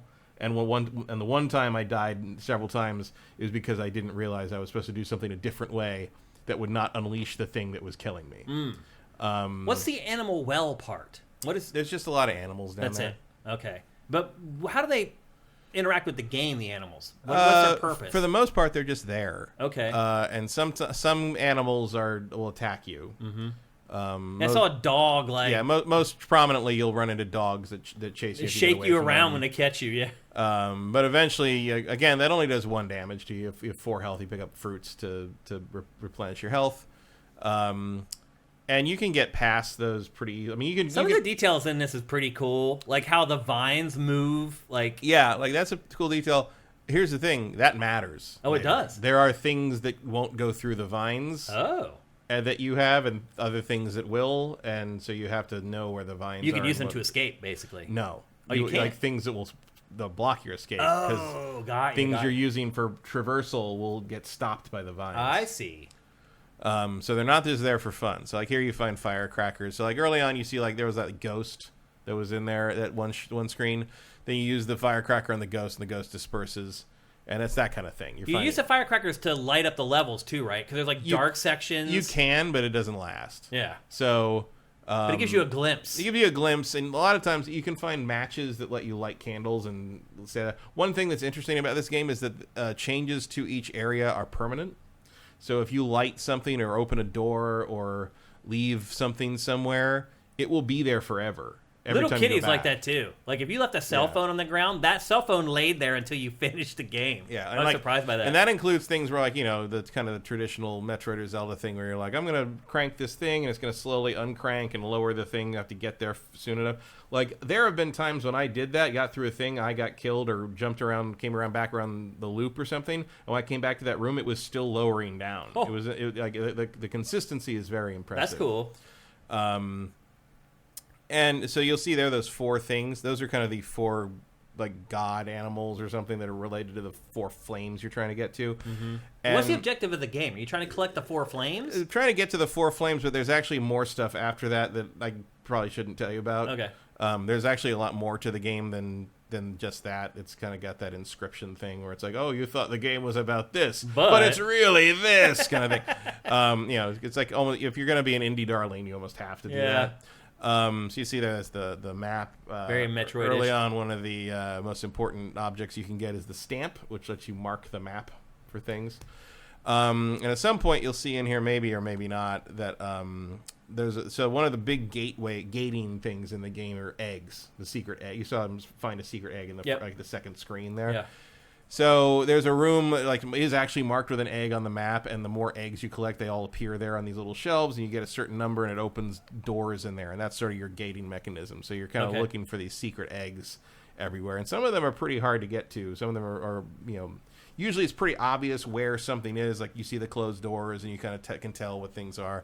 And kind of the progression is about finding items that become equipment items, and figuring out how to use them. And there's almost always another way to use an item beyond its normal function that is generally not necessary to complete the puzzles, but they're going to let you complete those puzzles a lot faster. Okay. So like early on you find a wand. And early on you'll find like there's these bubbles, and you can jump on the bubbles. And you can land on a bubble.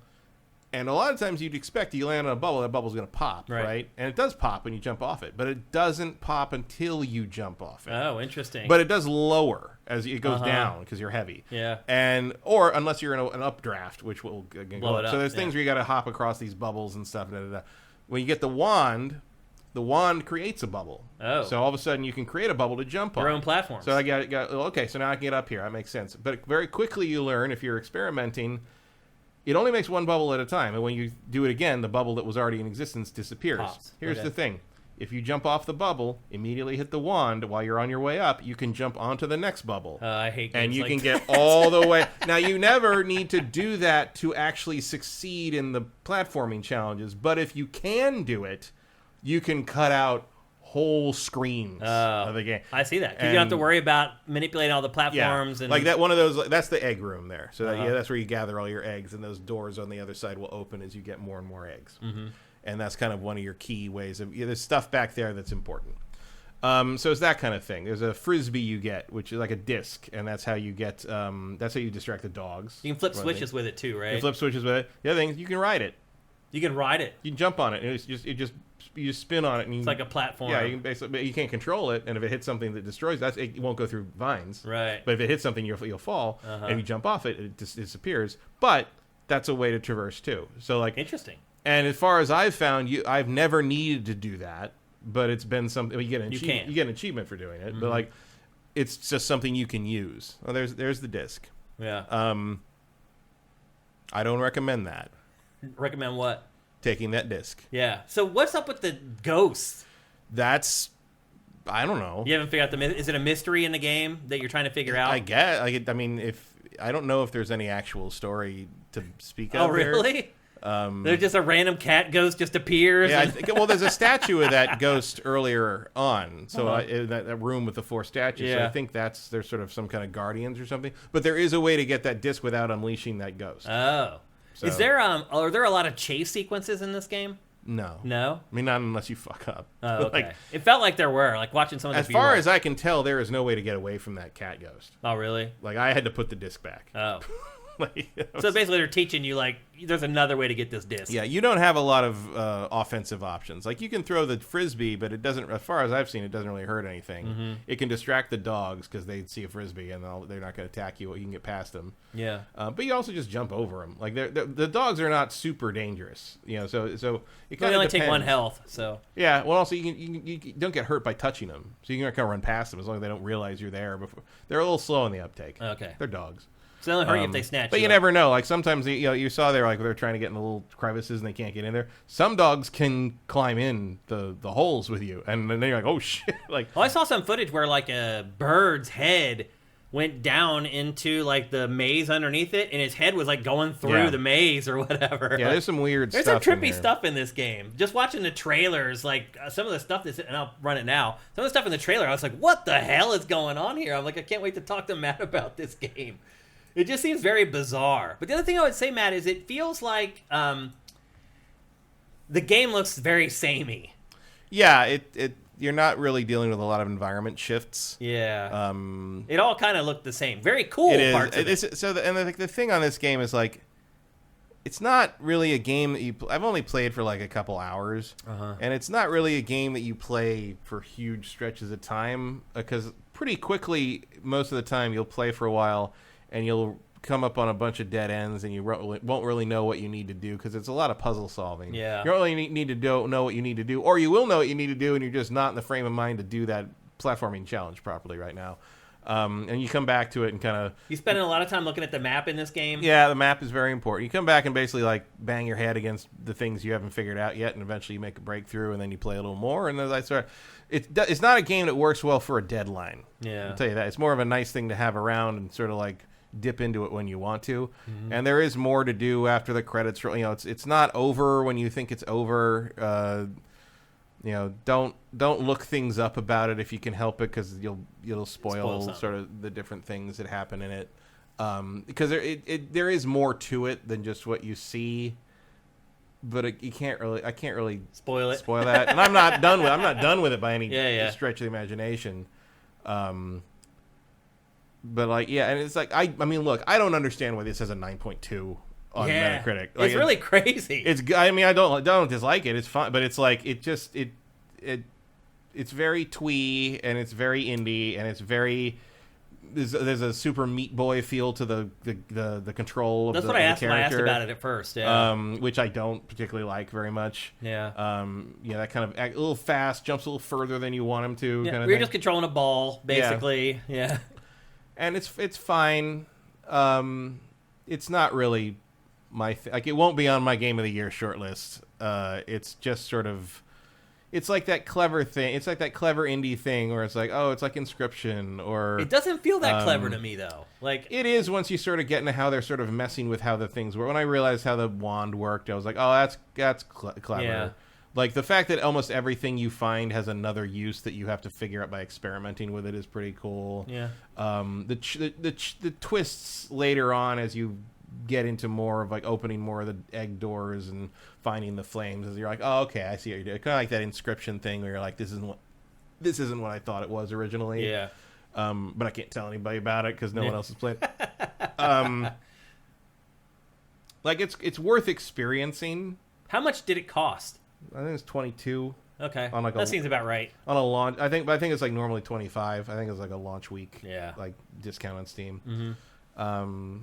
And looking at it, you may think that that's too much, but there is a lot of game here.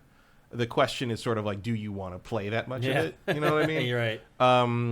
It's not really setting my world on fire. It's it's no Balatro. Yeah. I read the reviews for this and I was confused. I'm like, I'm reading the reviews, I'm watching the video reviews, and then they get to the end with the score, and I'm like, how did you get there? Like, I've just been puzzled. It's just the thing where it's like, oh, there's more here. The game is different than you think it is once you get to a certain point. It's that inscription thing. So it's the thing where you can't talk about why the game is cool. Kinda, yeah. I hear you. Okay. I mean, I don't care. I would, but otherwise people just scream about it. And that's, Yeah. Let them discover it themselves. I mean, I know what happens because I fucking looked it up. I don't care. Yeah. Like, it's. I'm probably never going to see it myself. Right. I know what, and it is a cool thing. There are cool things. If I had the patience to get to them, I'd probably like them. But like, it's just But part of the journey is getting there. I mean, and if the journey isn't fun, and there's a lot of stuff. It's more freeform than your average Metroid game. It's like it's not like go. Here's the thing I haven't explored in the area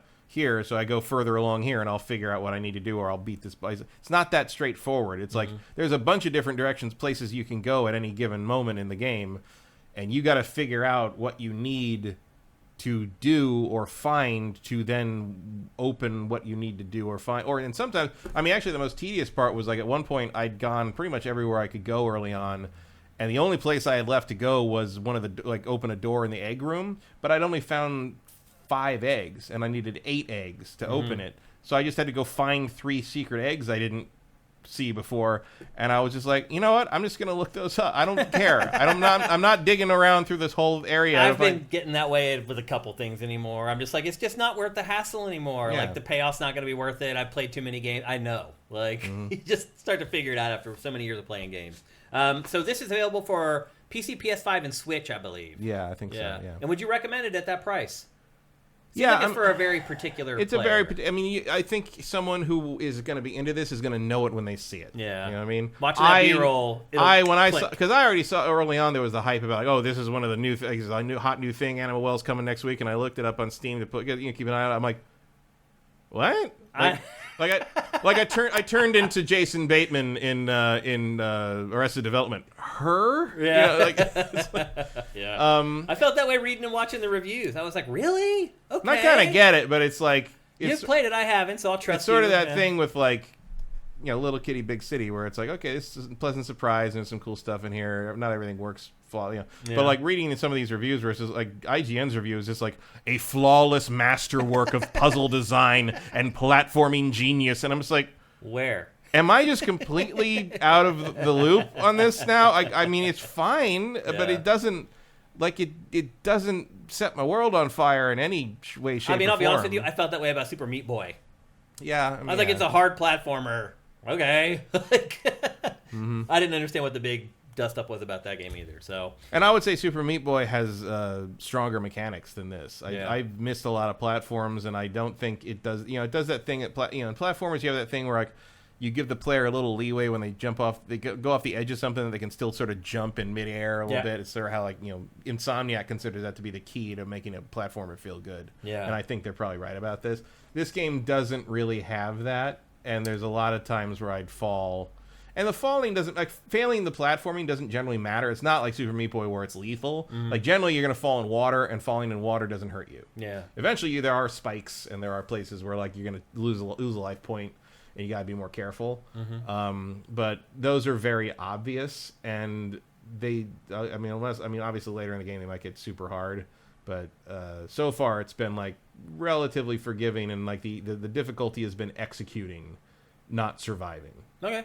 I'm cool with that. Yeah. So there you go. That's Animal Well, again, for PC, PS5, and Switch. Vincent says it's also on PlayStation Plus Extra/Premium. So if you're paying for that higher tier of PlayStation Plus, it is a freebie on there that you can give it a go. Yeah. Anything else you want to add before we move on? I don't think so. Yeah. I don't know. So it's another one of those. So WYSIWYG, what you see is what you get. Pretty much, but it's not. But also, what you're actually playing moment to moment, yes, is. Okay. It's just like, I don't know. It's another one of those situations where I'm just like, there's a whole contingent of people in this hobby that want something very different than I do. And there's moments where I'm just like, or things are different for them that aren't different for you. I'm like, am I the dumbass blockbuster goon? Like, do I just want to kill things with swords? And like the thing where I'm playing basically Kirby with a fear of heights is not working for me, That'll be on the back of the box. Kirby with a fear of heights.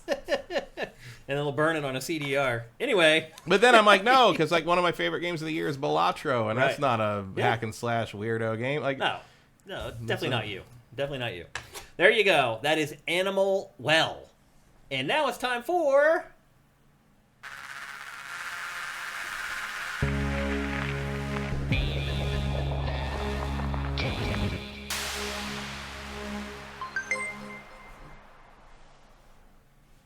That's right. It's time for Name That Game Tune, where I play 5 audio samples from a video game, and you try to guess the name of the game before Matt Kyle.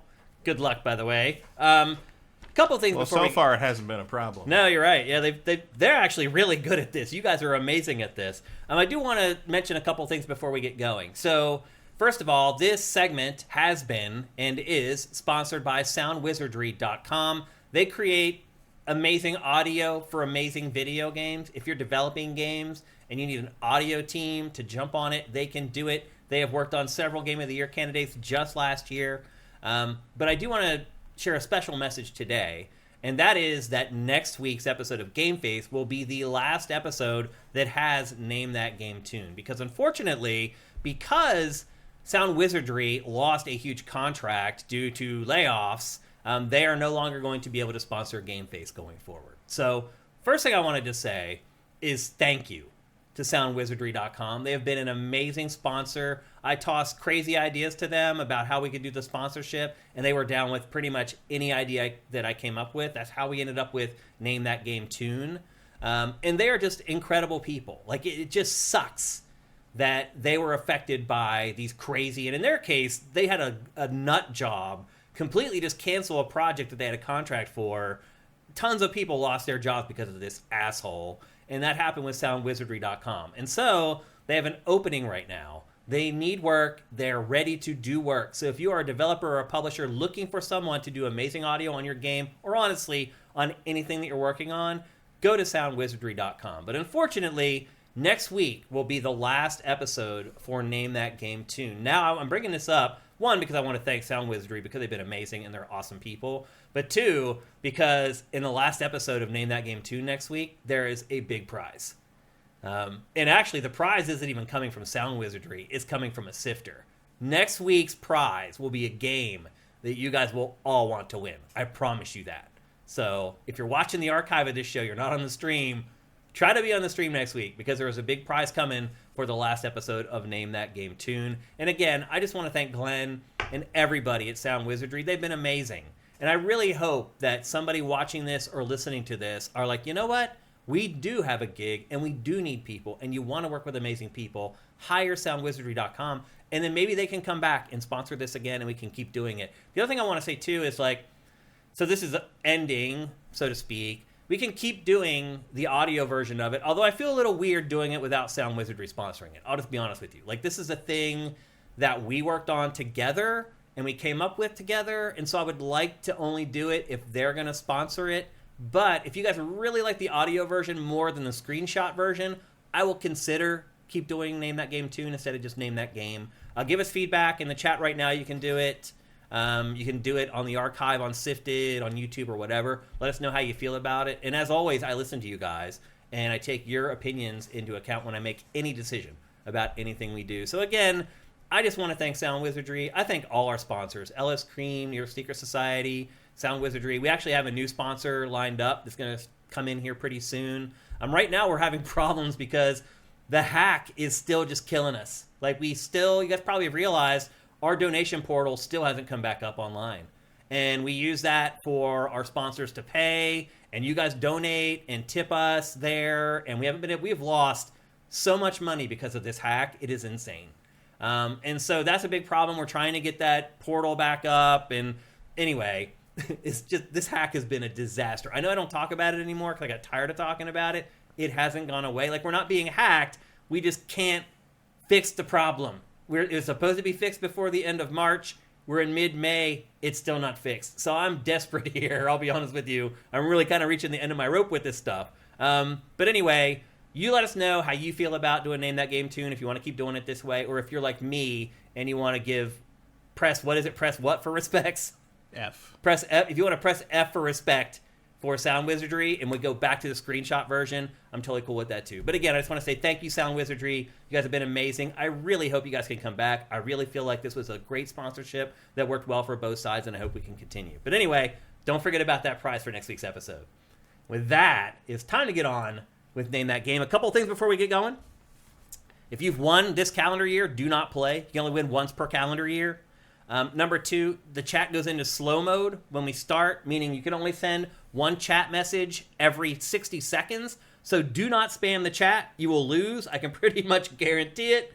The other thing, too, is either you need to play PC games or someone you know needs to play PC games. And I will say, giving the prizing for this has been inelegant because we have to be friends on Steam. So what happens is you give me your Steam name, and then I go and send you a friend request, and then we become friends, and then I can gift you the game. You can't just gift somebody games on Steam. You have to be friends with them first. So that's been a little bit of a pain in the ass, but you guys have fought through it. We've fought through it together. And so anyway, just so you know, you need to play PC games or have somebody who loves PC games. Otherwise, don't play, because what you're going to win is a PC game code. However, that may change next week. A little hit for you. And with that, I think we're ready. Mitchell Ness says, can existing winners of this year play next week? No, unfortunately not. I'm sorry. It's still only one per calendar year because we're going to keep doing this. Like, you know, I'm going to start paying out of my own pocket again for the game codes. Basically, Sound Wizardry was paying for those codes while they were sponsoring it, and now it's just going to come out of my pocket. But we're going to keep doing it. So you can still only win once per calendar year. Sorry, Mitchell Ness. Are you ready, Matt? Let me get the volume turned up for you here so you can hear it. And that's the same level it's always at. Is that good for you? Yeah. Okay. And with that, we're about ready to go. Are you guys ready? Matt, are you ready? Yeah. All right. Here's the first voice sample for Name That Game Tune for episode 387 in 3, 2, 1.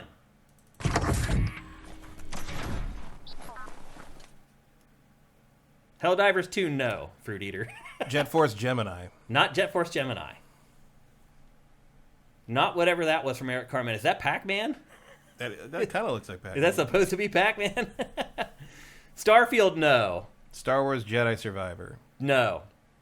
Or look, Fallen Order. Erebus Jones guessed at the same time you did. Mm-hmm. That's crazy. But no, it's not Jedi Survivor. Fallen Order, no. 2 people guessed Jedi Survivor. Look at this. That's crazy. It kind of sounds like BD. Wow, it's not. Titanfall 2, no. Metroid Dread, no. Fallen Order, no. Knights of the Old Republic, no. Lots of Star Wars guesses. That sound must have really triggered people. Knights of the Old Republic, no.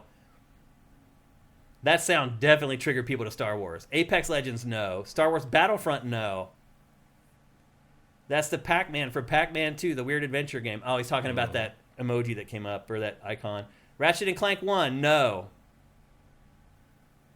All right. Any more guesses before we go to the second sample? Going once. Going twice. Okay. Here comes the second one. In 3, 2, 1.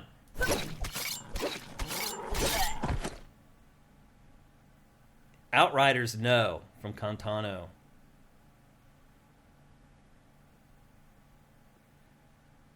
Fallout 4, no. Fortnite, no. Overwatch, no.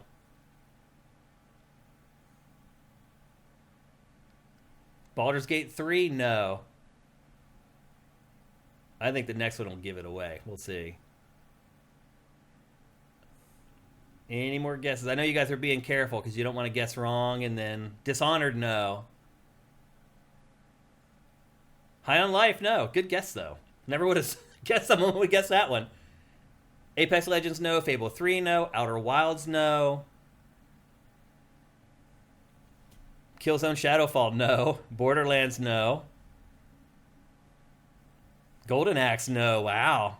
Blast from the Past from Evil Oni 5. All right, any more guesses? Going once. Going twice. All right, we're going to make it to the third one. I do think this one will give it away, so listen very carefully. Here it comes in 3, 2, 1.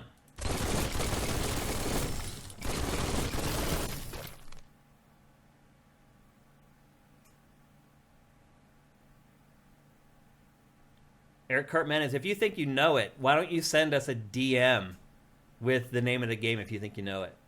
Splatoon, no. Battleborn, no. Gears of War, no.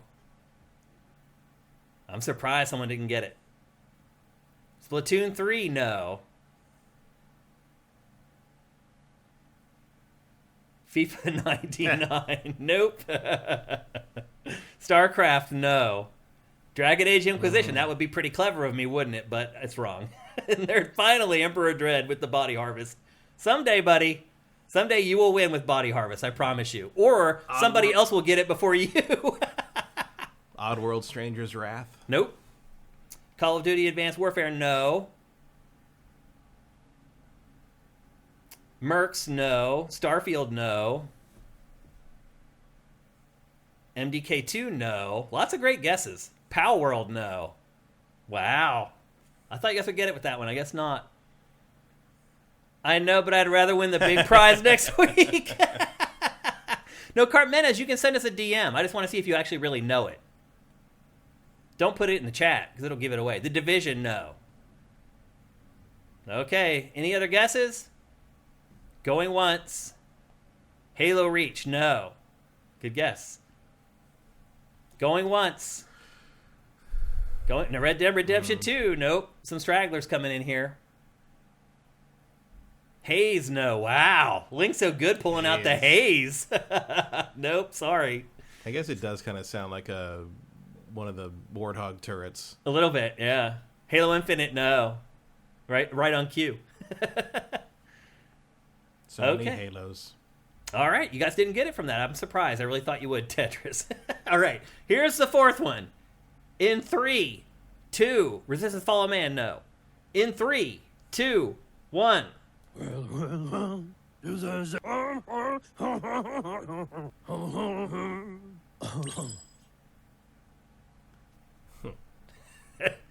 might get to the fifth one. The fifth one will definitely give it away. I made sure of it. Hades, no. That would also be clever of me, wouldn't it? But no. Any other guesses? SOCOM, no. Far Cry 3 Blood Dragon, no. Borderlands 3, no. Aw, snap. A Random Frenchman, the game. Nope. Fallout, no. Stubbs the Zombie, no. You guys are pulling him out. Bastion, no. That would also be clever of me to pull out another Supergiant game, but no, unfortunately. Stubbs the Zombie, wow. Luigi's Mansion, no. Vanquish, no. Beyond Good and Evil, no. Sea of Thieves, no. Odin 5, thank you for Twitch Prime. Yes. Leisure Suit Larry, no. Tales from the Borderlands, no. No, 2 guesses from Tales from the Borderlands. Interesting. Right in a row. Nope, it's not it. Oh, snap. We're going to the fifth one. We made it to, what, the fourth one last week? Yeah. I told you guys I was going to start making it harder, and we'd start making it farther, and so far it's worked. Okay. Any more guesses? Going once. Going twice. Bug Snatch, no. Good guess, though. Rage, no. Now going once. Going twice. Okay, get your fingers ready. Here's the fifth one. In 3, 2, 1. Bebuk, Yowotulua. The child could have been anyone. X-Files the video game, no. No. You didn't get it from the fifth one? No. No?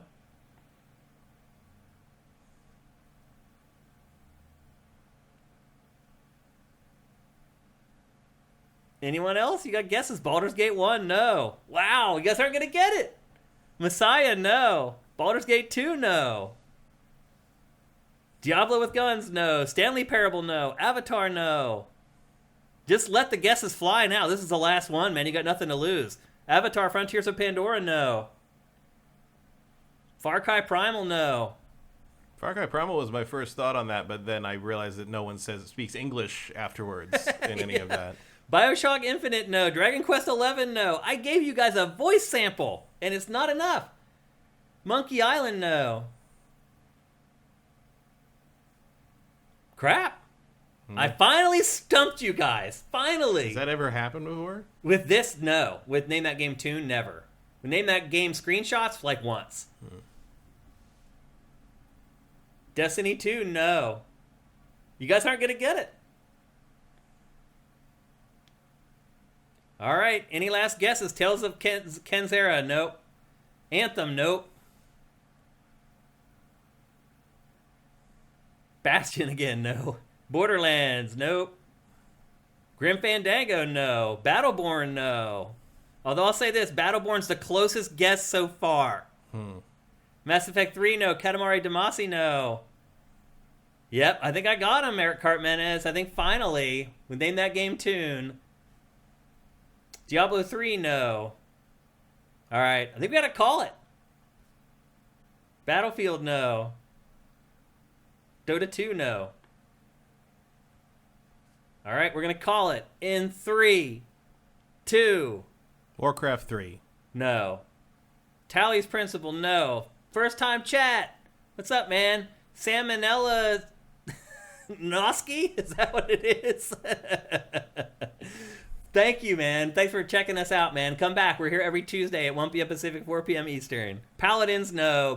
We got it! Squishy Muffin got it! No way! You got it! It's Biomutant! Awesome! Oh, you did it!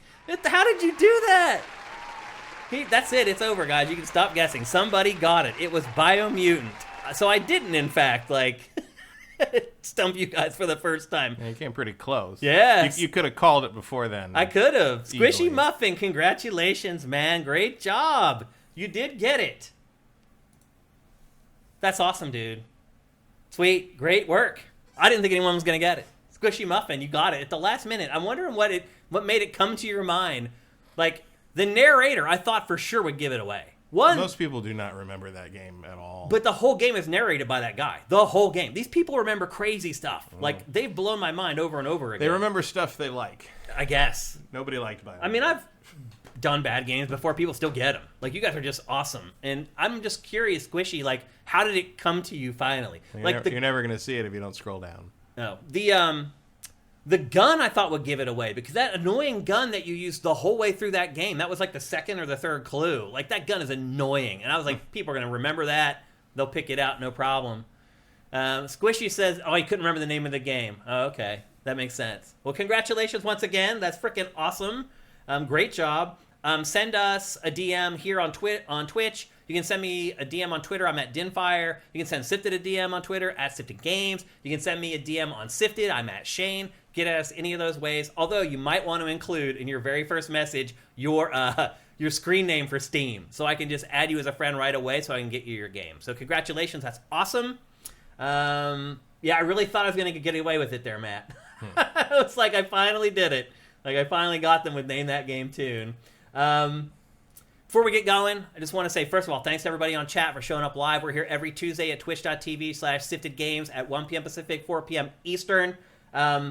One other thing, if you want to support us, head to patreon.com/sifted. That's SIFTD. We are supported pretty much 100% by Patreon. You can give us whatever you want, $1 a month, $1 million a month, whatever you want. You can pledge whatever you want. You get all our content early for just $4 a month. You get Pack Your Factor a week early. You get GameFace at least 3 days early. All our other content 4 days early.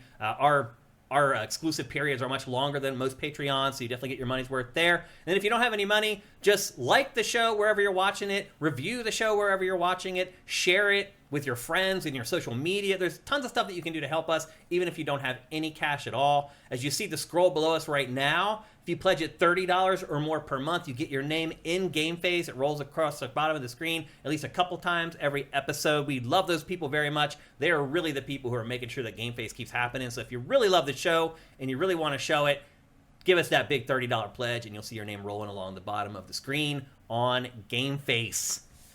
Next week, don't forget, we'll have Hellblade 2, a review of that. Things are going to start picking up. The end of May is actually really awesome. There are tons of great games coming out here over the next couple weeks. I have to manage my time a little bit to make sure we can get them all into the show. So remember that. What else? I think that's it. Yeah. Again, we're here every Tuesday at twitch.tv/siftedgames at 1 p.m. Pacific, 4 p.m. Eastern. Don't forget it. We'll be back next week. We'll have some big reviews for you guys. Have yourselves an awesome week. We'll see you next Tuesday. GameFace is up and out.